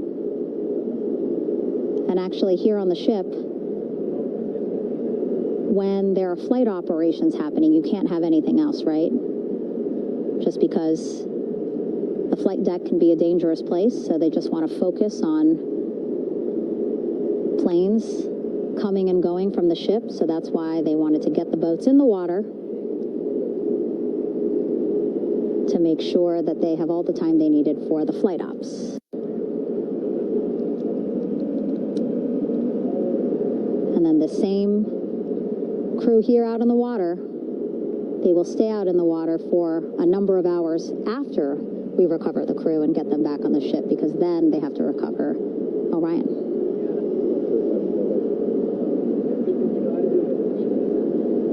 All right, that stabilization collar looking good around Orion. We're now seeing some recovery personnel getting on to that collar. Again, they need to further attach it to Orion to make sure that it can really prop up the spacecraft. It's basically lifting it up off of the water just a tad. Again, so it's not so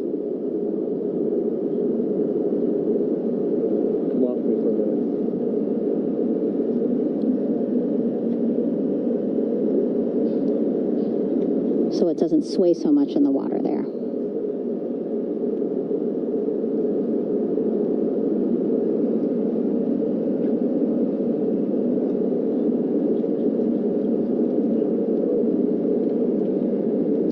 And now that front porch looks like it's nearly fully inflated as well. You can see a much larger surface area.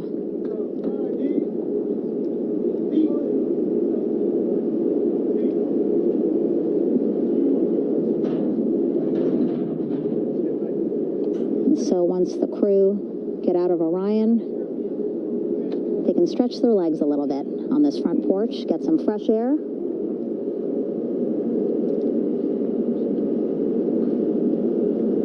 And enjoy this beautiful day here on their home planet.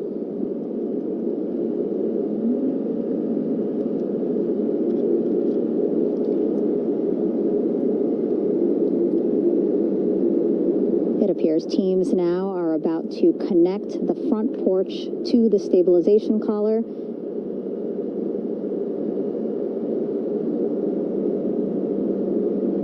And at that point, when both are secure, we should soon see astronauts come out of Orion.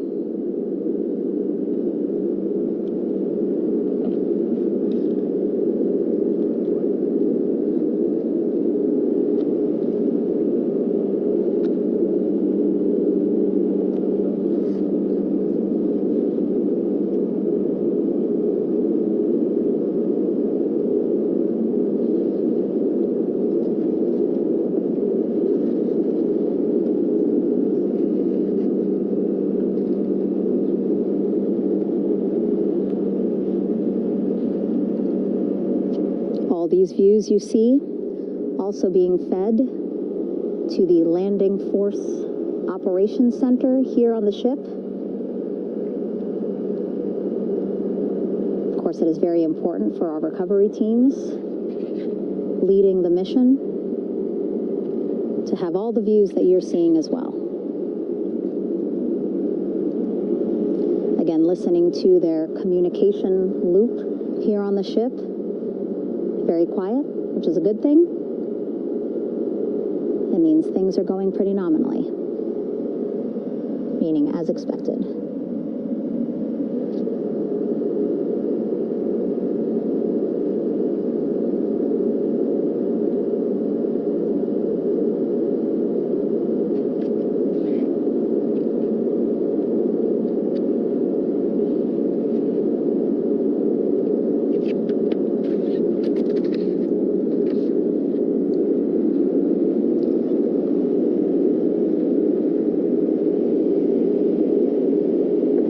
Activity happening just 3,000 yards away from the ship. So that means this will be a very quick flight back on the helicopters for the crew. 2-3 minutes, and then they'll be back here on the ship. I know.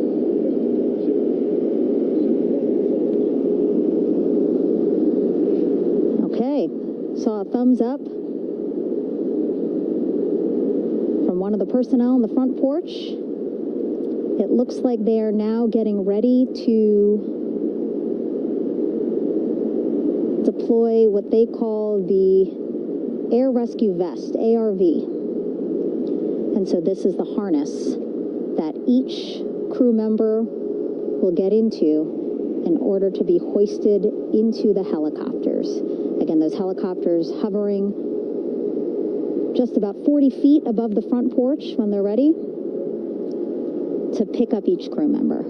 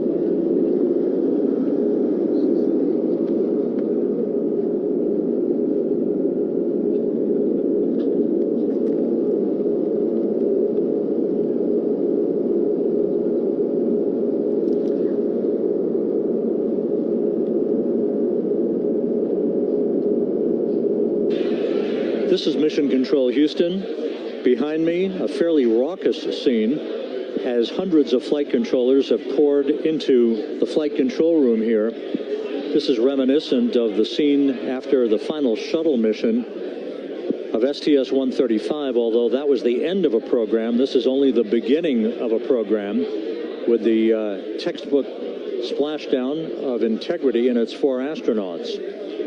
We're standing by for the crew to be extracted from the spacecraft. Entry Flight Director Rick Henfling invited all of these flight controllers who have contributed to this mission to enter the flight control room to have an opportunity to receive well wishes and to share the mutual glow that exists in the wake of a textbook mission for Integrity. On the front screen here in Mission Control, a sign that says, "Welcome home, Integrity," taking humanity back to the moon, going further, and returning safely to Earth. So all of that jubilation, part of the post-splashdown activities, even as we await the crew being extracted from the vehicle to be hoisted onto Navy helicopters for the trip back to the USS John P. Murtha.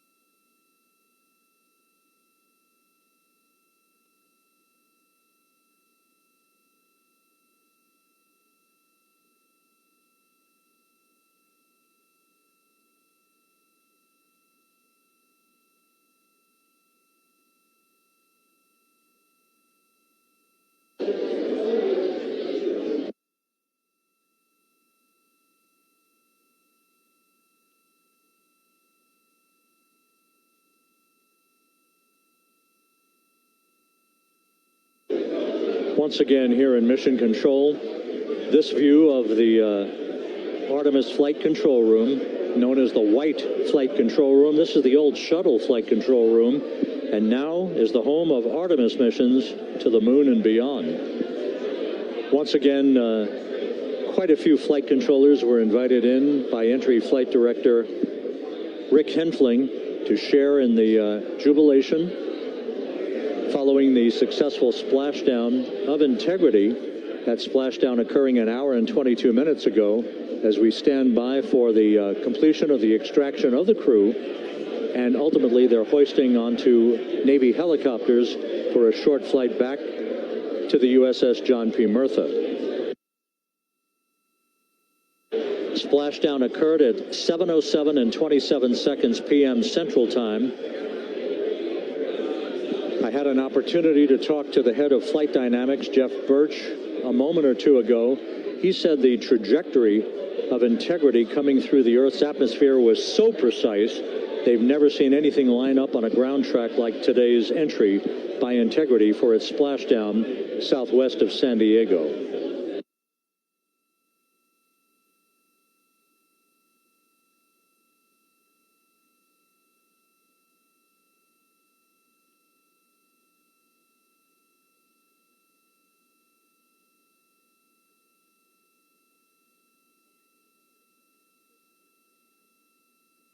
And the initial, you can hear it.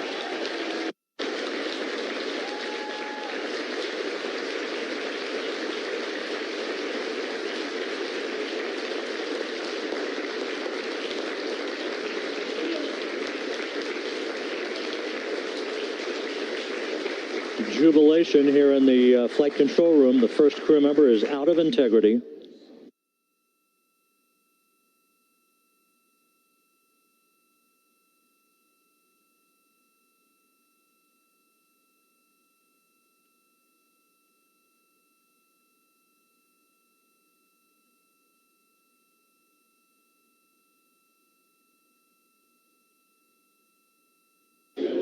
We are expecting the other crew members momentarily to be extracted.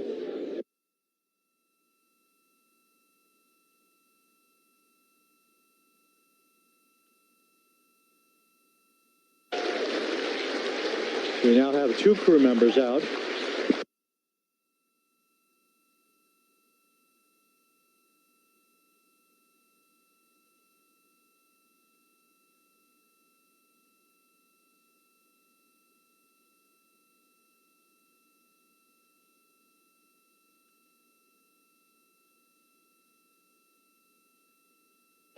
Two crew members out, 2 to go.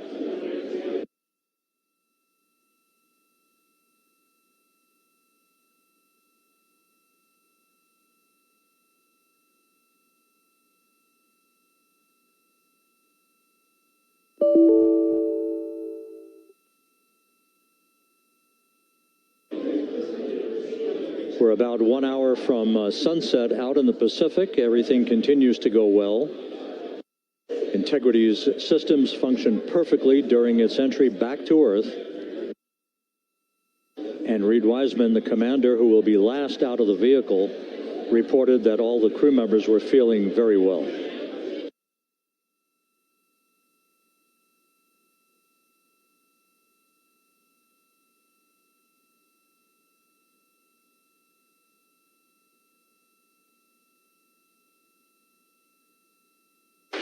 Crew member number 3 now out.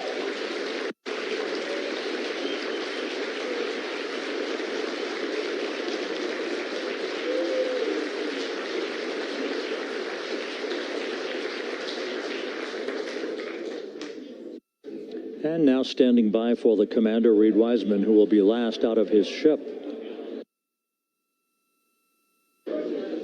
Bobbing in the Pacific under almost ideal conditions, Integrity spanned 694,000 miles during its journey from launch to splashdown.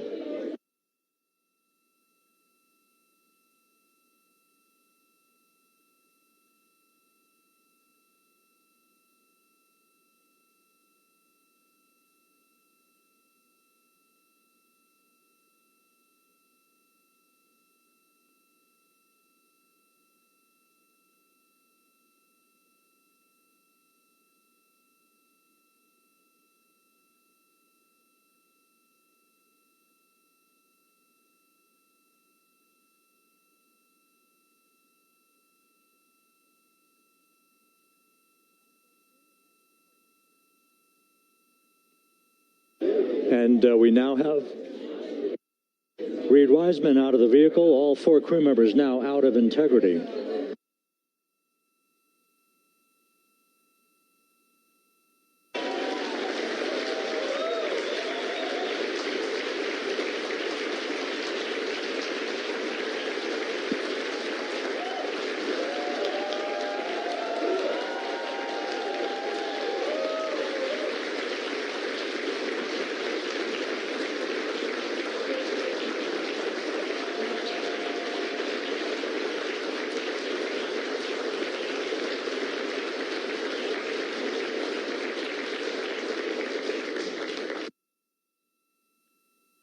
Once again, all 4 crew members now on the front porch, and the procedure to begin hoisting them up to these 2 Navy helicopters hovering overhead will begin shortly.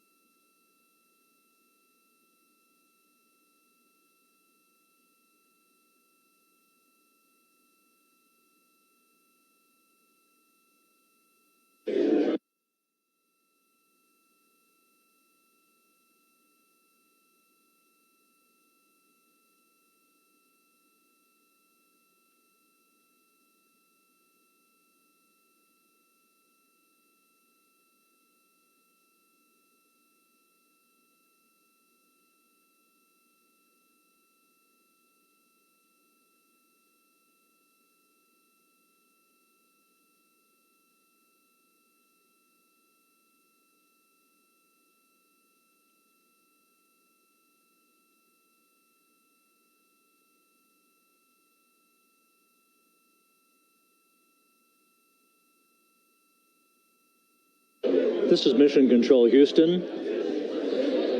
The mission is over, but the melody lingers on as jubilation continues here in the flight control room.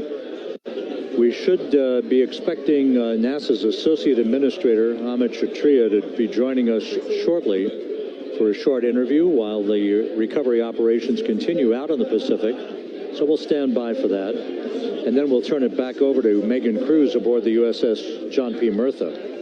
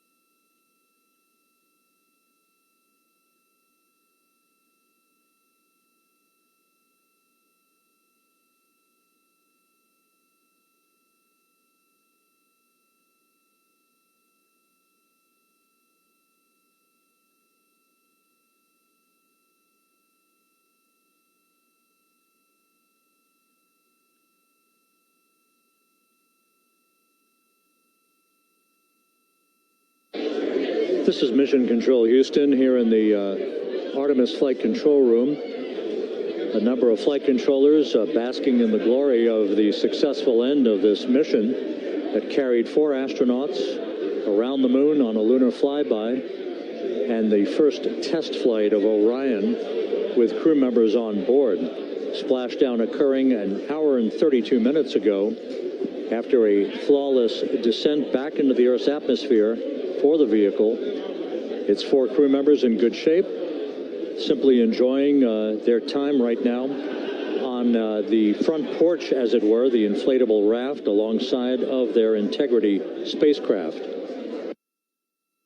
We're expecting Amit Kshatriya, the NASA Associate Administrator, to join us here momentarily for a brief interview before we turn it back over to Megan Cruz aboard the USS John P. Murtha, the recovery ship.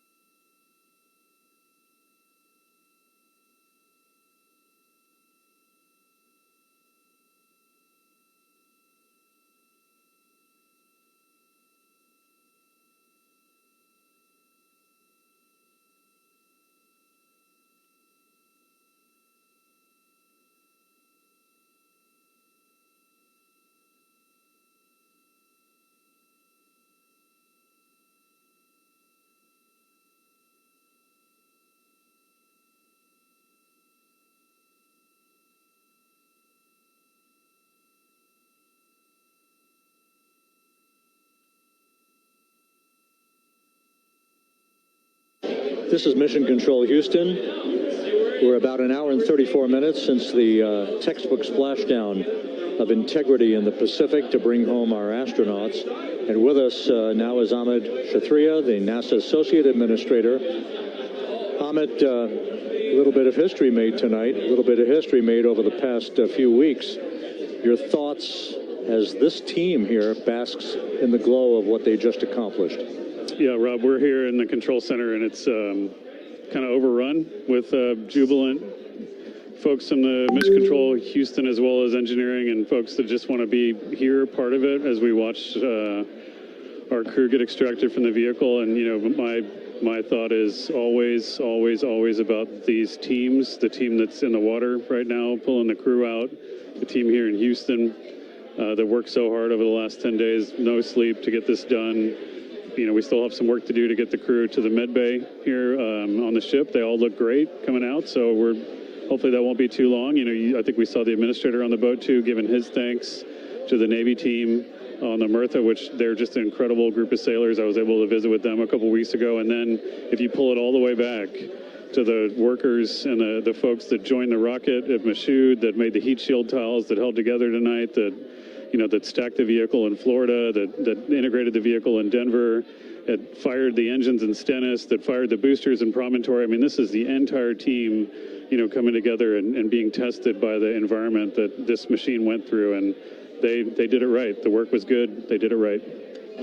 You've said in a number of briefings, of course, and in other forums that this is just the first step. The cadence has to step up, as the administrator has indicated.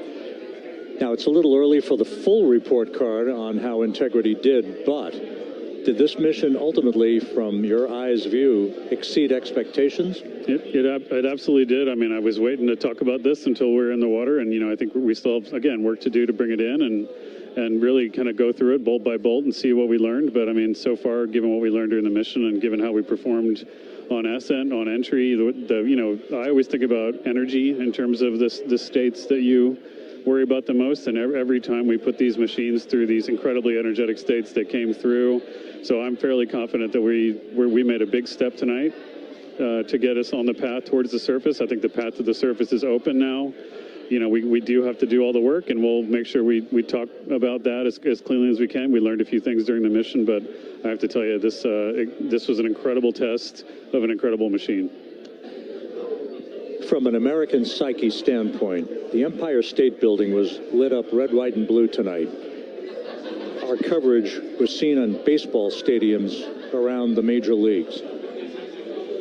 How captivating was this experience for the American people, for the world, in fact, as we returned to the moon?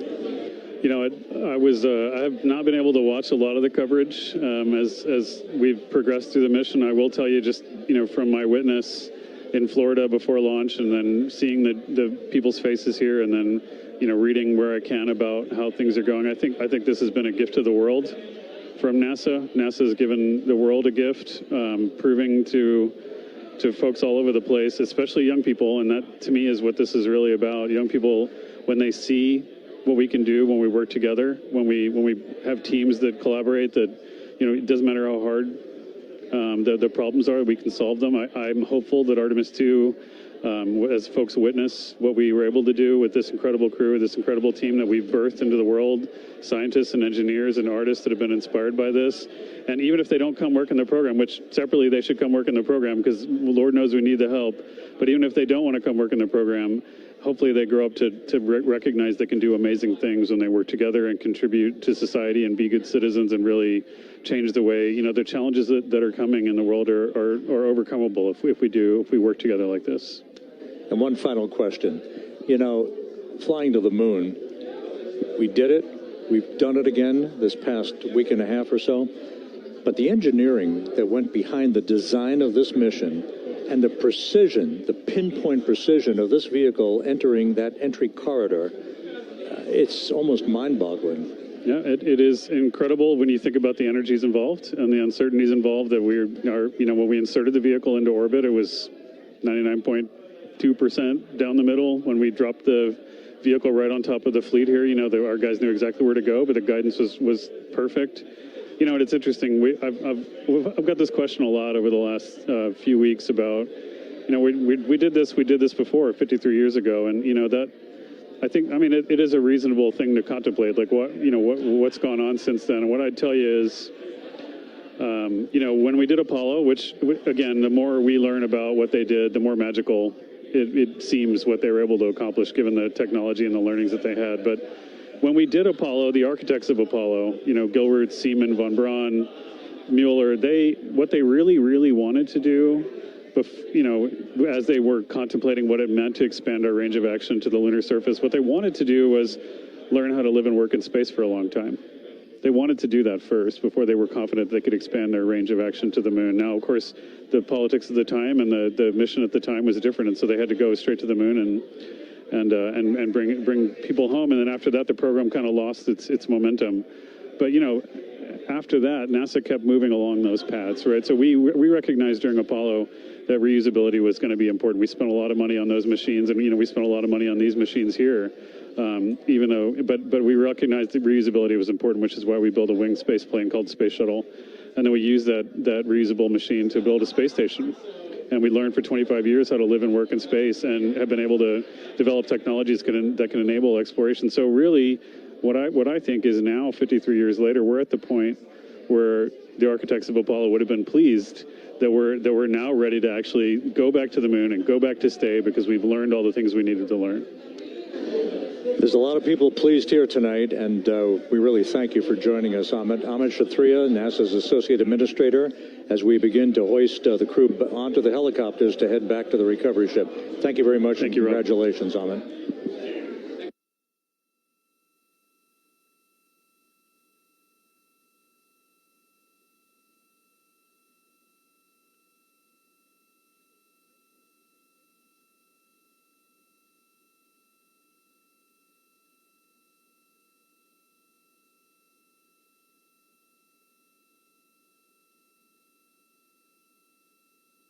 This is Mission Control Houston, with the crew members now beginning to be hoisted aboard the Navy helicopters. Let's go to Megan Cruz aboard the USS John P. Murtha, who will take it from here.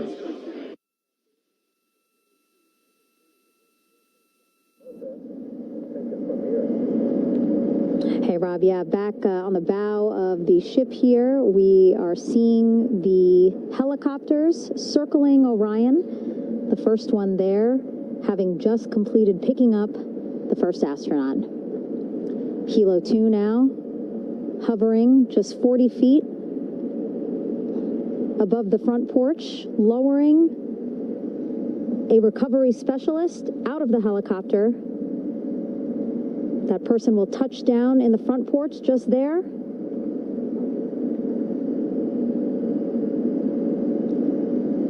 The crew members already outfitted with a harness that will allow them to quickly attach to the hoisting device.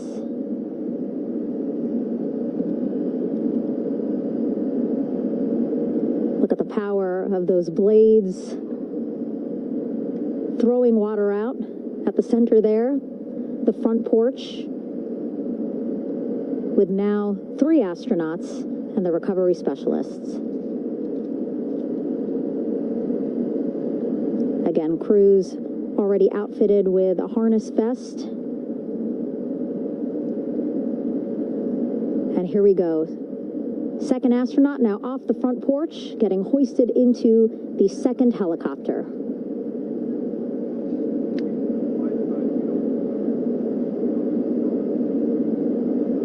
That helicopter will now hover just a distance away to give room for the first helicopter to come back and pick up the third astronaut.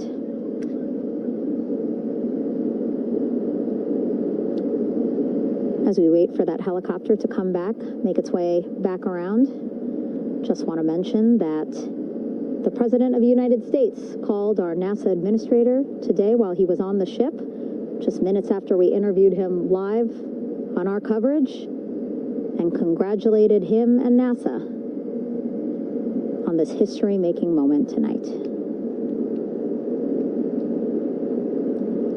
Helicopter 1 again hovering 40 feet over the front porch.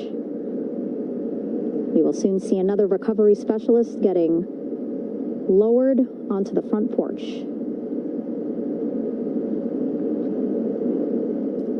Wow, imagine sitting on that front porch, the wind, the water. But again, the recovery team determined that a helicopter flight back to the ship here would be safer, faster, and more comfortable for our crew who just completed a 10-day mission around the moon. Third astronaut in the air, getting hoisted quickly back into the first helicopter now.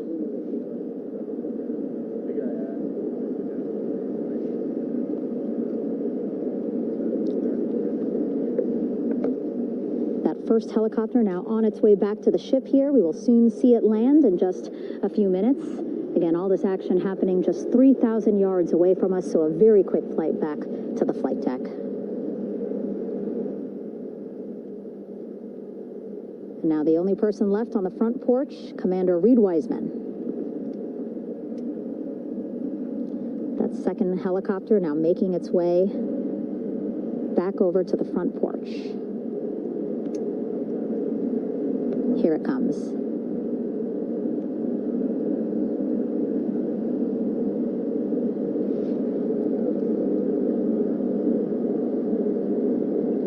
Making its final approach here.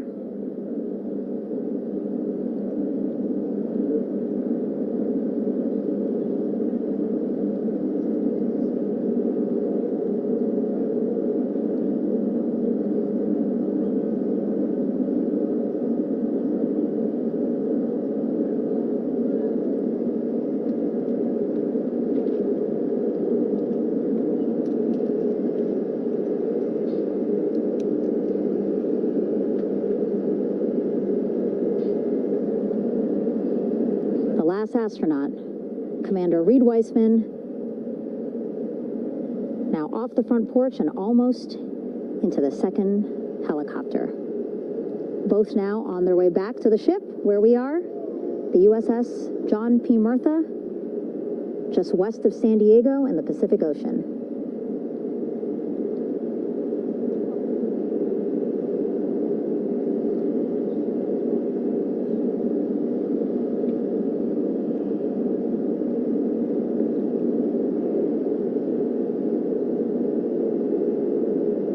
Exciting to see our 4 crew members minutes away from landing on the flight deck here on the recovery ship.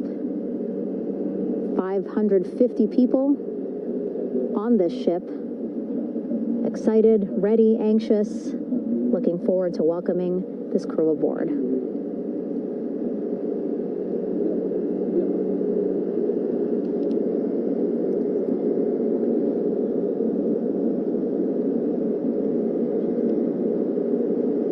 Watching them now with our own eyes. Close to the ship here. Hearing them begin to hover on the flight deck, which is just across from us, here on the bow.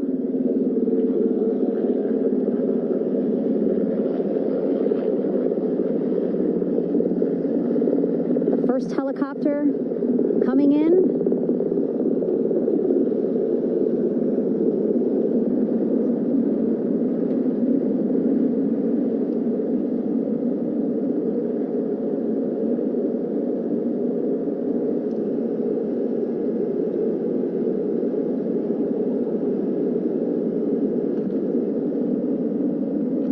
Wheels down of the first helicopter carrying 2 of our Artemis 2 crew.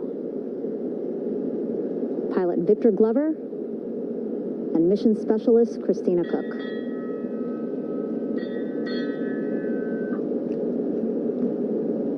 Kilo 1 on deck reported on the recovery loop. Again, the mission audio loops that the recovery team are using here to communicate with one another. And an announcement just made on the ship, integrity incoming.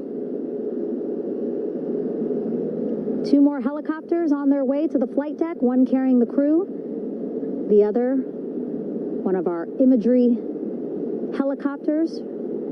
Again, kudos to our imagery and aerial teams for giving us these beautiful views of history in the making.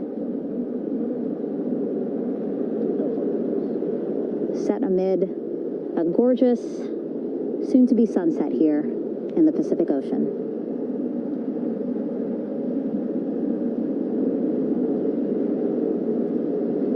The second helicopter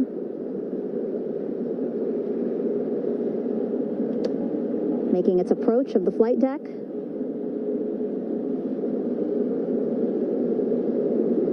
Plenty of people here on the bow with their cell phones out, filming this moment.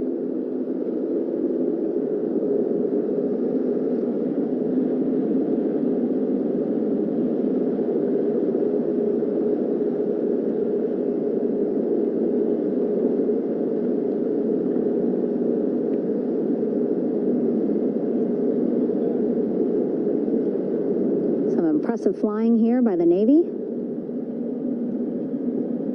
as we are seconds away from wheels down.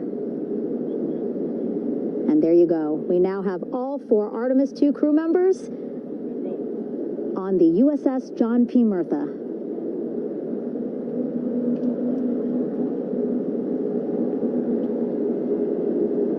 I'm sure they're happy to be out of the water and on this recovery ship with, again, 550 people on board, ready to welcome them home. But first, as we've been saying throughout the broadcast, just making sure the crew feel good. We reported that they were feeling good when they were in Orion, but those were just initial, quick, verbal assessments of how they're feeling. Their destination tonight, the medical bay here on the ship, right after we power down the helicopters here.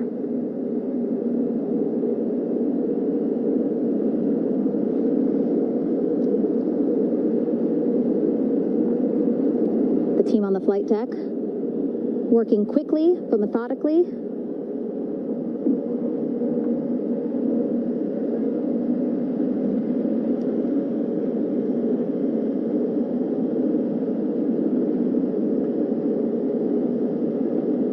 Waiting for just one more helicopter to touch down.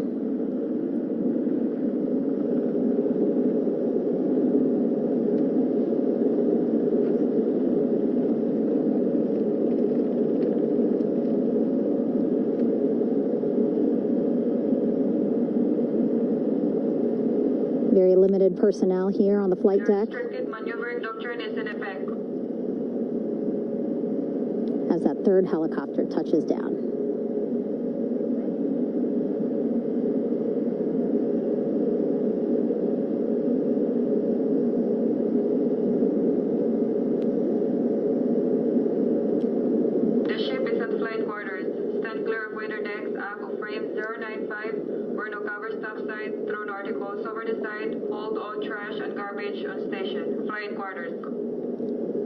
While just a few folks on the flight deck itself, there are plenty more on some upper decks. I see in some of our views a very packed crowd overhead. Announcements being made over the ship's loudspeaker system, reminding folks to stay clear of operational areas like the flight deck, so that teams can work quickly to get the crew off of the helicopters and into the medical bay.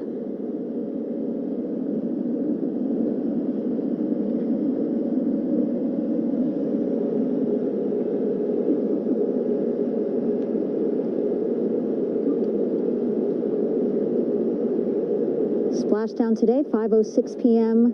Pacific time.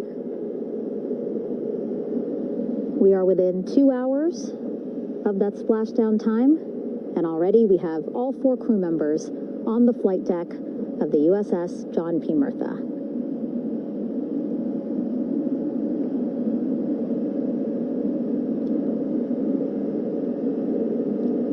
Again, crew waiting before getting out for the helicopters to completely shut down.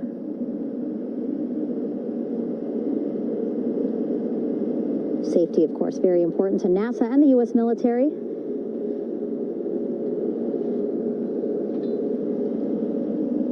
So we'll wait just a couple of minutes here before we start seeing crew members walk off the helicopters one by one.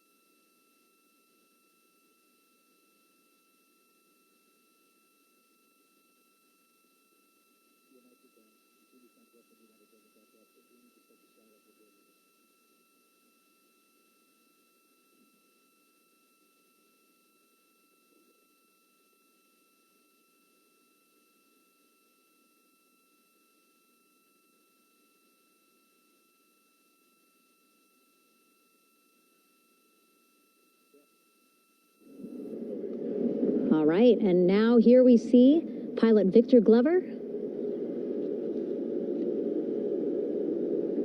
and mission specialist Christina Cook sitting on the edge of one of the helicopters, looking in great spirits. That familiar smile and laugh from Victor, I can see it from here. Christina, I'm sure, feeling the same way, just blocked a little bit by our camera here, but we'll see her here shortly. A photographer taking their pictures. Victor saluting folks on the flight deck. They look like they're in great spirits. Happy to be home, I'm sure.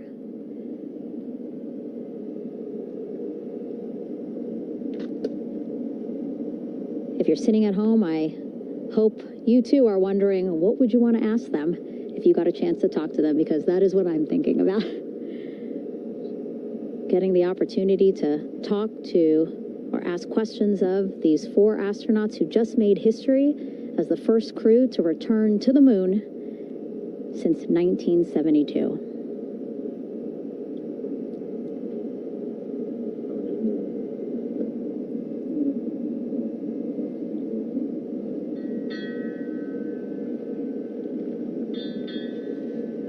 Oh, there we see Christina there, also smiling. Finally peering out, waving at the cameras.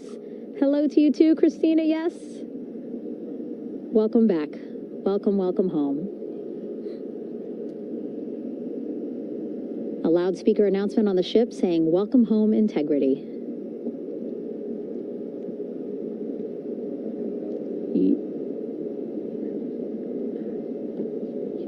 Victor in great spirits.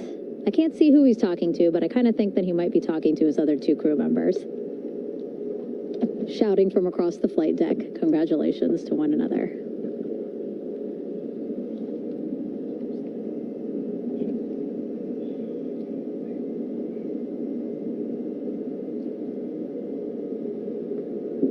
And so now we see some Navy personnel walking up to the helicopter.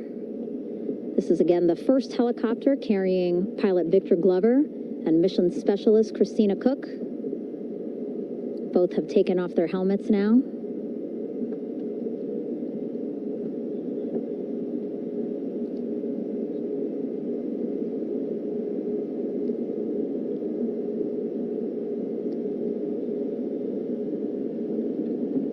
Some pictures, video to catalog this historic moment. A beautiful sunset just behind them here in the Pacific Ocean. Golden hour.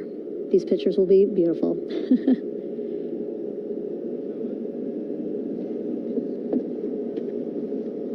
Now we see NASA Administrator Jared Isaacman. He is on the flight deck, as well as Flight Surgeon Rick Schuring walking over to Victor and Christina first. We saw the administrator walk over to the other helicopter, which is carrying Commander Reed Weissman and Mission Specialist Jeremy Hansen. We heard from Rick earlier in the broadcast. Again, he said he's going to be out there on the flight deck to do another initial assessment of the crew, ask them how they're feeling, anything bothering them. But again, from what I'm seeing, they look like they're in great spirits and feeling pretty good for folks who just traveled 695,000 miles from Florida to the moon and now here to the Pacific Ocean.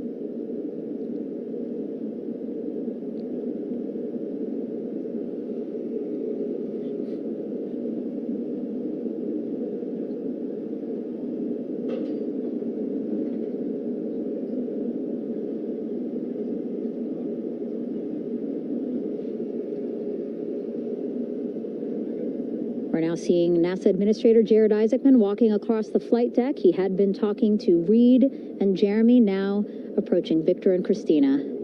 A hug from Victor, a hug from Christina. What a moment that we're getting to experience together.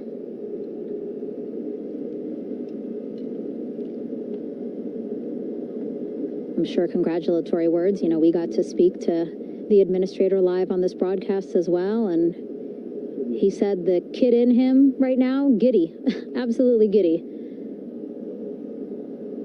at what we were able to accomplish today. Returning them home safely and in good spirits after a 10-day mission around the moon. And here we go. We're seeing Jeremy walking, waving across the flight deck, now on his way to the medical bay.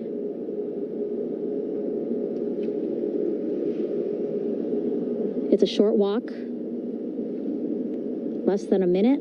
Again, that's why the recovery team decided to use helicopters to get them on the flight deck for that short walk to medical bay. And now on the flight deck, we see the chief of the astronaut office, Scott Tingle. Rick Schuring switching places. He's going over to the other helicopter. Big hugs from Victor, Christina to Scott. Again, a gorgeous sunset setting the stage for this recovery tonight.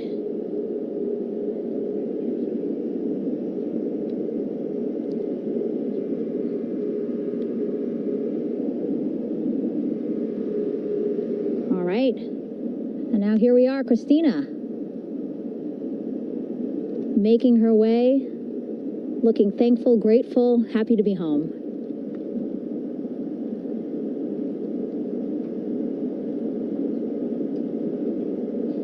You can see she's looking up again, lots of people, just a few levels up off the flight deck, welcoming her home.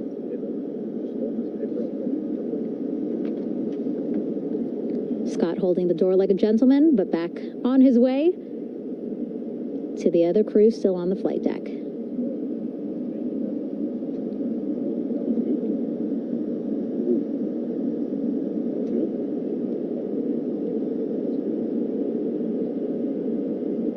So still on the flight deck, Victor Glover and Reed Weissman. It looks like Victor will be the next one headed to medical bay. More hugs, more hugs. He's a hugger.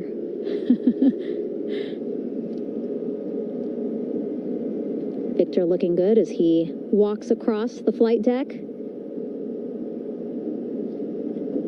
NASA Administrator applauding. Victor applauding for all the folks on the ship with him who played a role in their safe return today.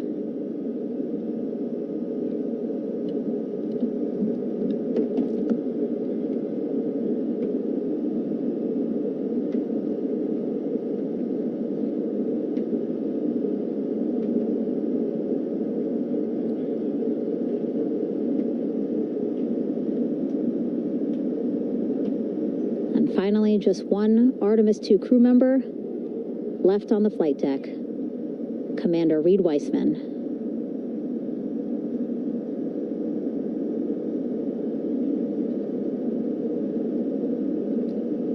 Applause from the group there on the flight deck, I'm sure, as well as on the level just above them, packed with people. Reed looking good as he takes his steps towards the medical bay.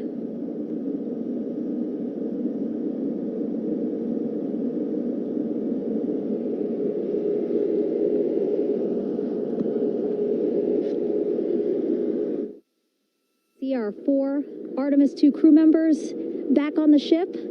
Again, now they will head into medical bay, where they will be assessed by flight surgeons from both NASA as well as the Canadian Space Agency. A more in-depth assessment. When they get to medical bay, they will each have their own nurse. They will be helped out of their suits. And then again, we'll check to see that they're feeling good. Make sure it's not just adrenaline, but that they are feeling good from their long journey back from the moon. Beautiful shot of that sunset, illuminating our flight deck.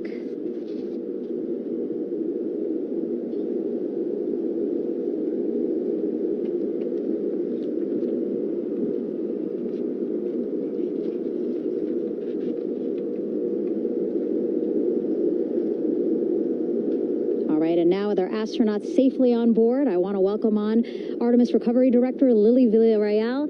Lily, I don't know how you must be feeling right now. Ecstatic? I'm relieved? so ecstatic, relieved. Of course, we still have to bring the capsule into the well deck of the ship, but this is a major milestone to have the crew here on the ship and in med bay. You know, our team has been preparing and working really hard, and I'm just so proud of them all.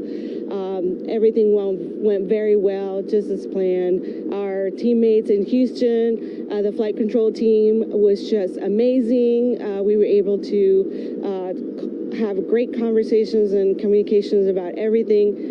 And I don't know what else to say. I'm just so ecstatic. It's such a wonderful feeling to get to this point. Again, we still have to get the capsule, but this is huge for all of us in landing recovery, and I couldn't do this without my team, and of course the full support of the U.S. military.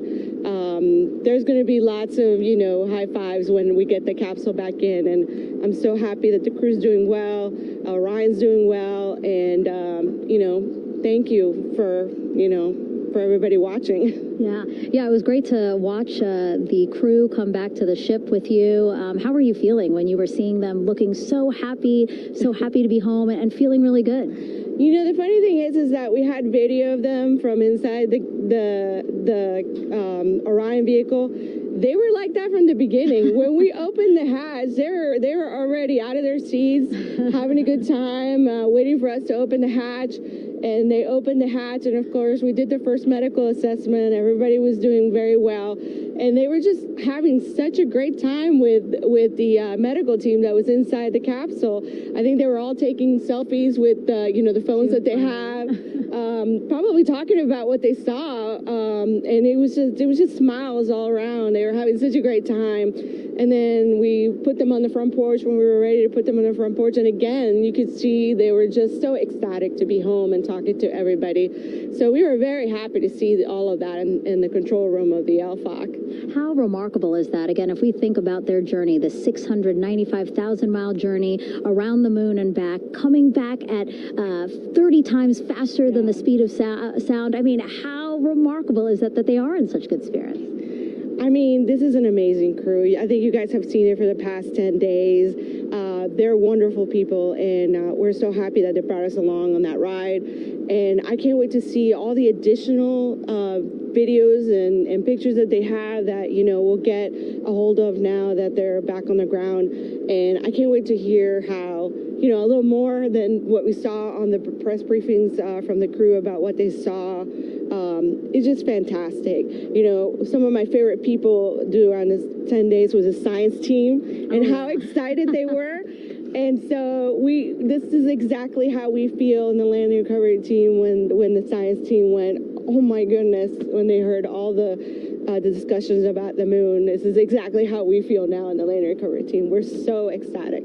Yeah. Again, we have to recover the capsule. I want to make sure we don't forget about our Orion. Lily's all about business. She's thinking about what's next. But yeah, speaking of these 10 days, I mean, we have been along for the journey with them, live with them 24/7 for 10 days, and just really seeing the engagement that we've gotten from around the world. What do you hope people take away from this mission? I think that's fantastic. So, you know, my story was that I went to the Kennedy Space Center. I was born in Colombia. I was 10 years old when we moved to the United States, but when I was 7, my family took me to the visitor center, and that's when I learned about Apollo. And we went to the moon, and I learned about astronauts, and that story was what really fueled me to want to do STEM and want to be an astronaut. And I think that this Artemis program is going to do exactly what, you know, what girls, you know, my age back then is 7, young people right now, girls and even like young men, obviously. But we want to empower people to know that you can do this, right? If you want to come and work for NASA, if I did it, they can do it. And Artemis program is just going to inspire everybody. And I'm so happy about that. Yeah. Like Apollo inspired me. Thank you so much, Lily. Really appreciate you being here. As you said, still a lot of work to do. 5 to 6 more hours to recover Orion that's still out in the water. So I'll let you get back to it. But you had beautiful words to say again. We hope that this inspires people. We hope that you come and join us at NASA and accomplish great things with us in the future. Back to you, Rob. Thank you, Megan, and safe sailing out there in the Pacific. Here in Mission Control, it is now all quiet. The team of flight controllers and all their support personnel have left the room to enjoy the aftermath of a textbook touchdown by Integrity that splashed down in the Pacific right on target to complete this historic flyby of the moon, the Artemis II mission.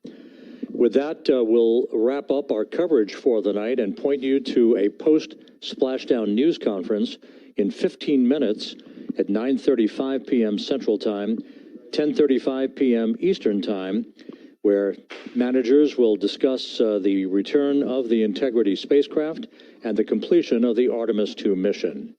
With that, we'll wrap up our coverage for this evening and historic mission in the history books. This is Mission Control Houston.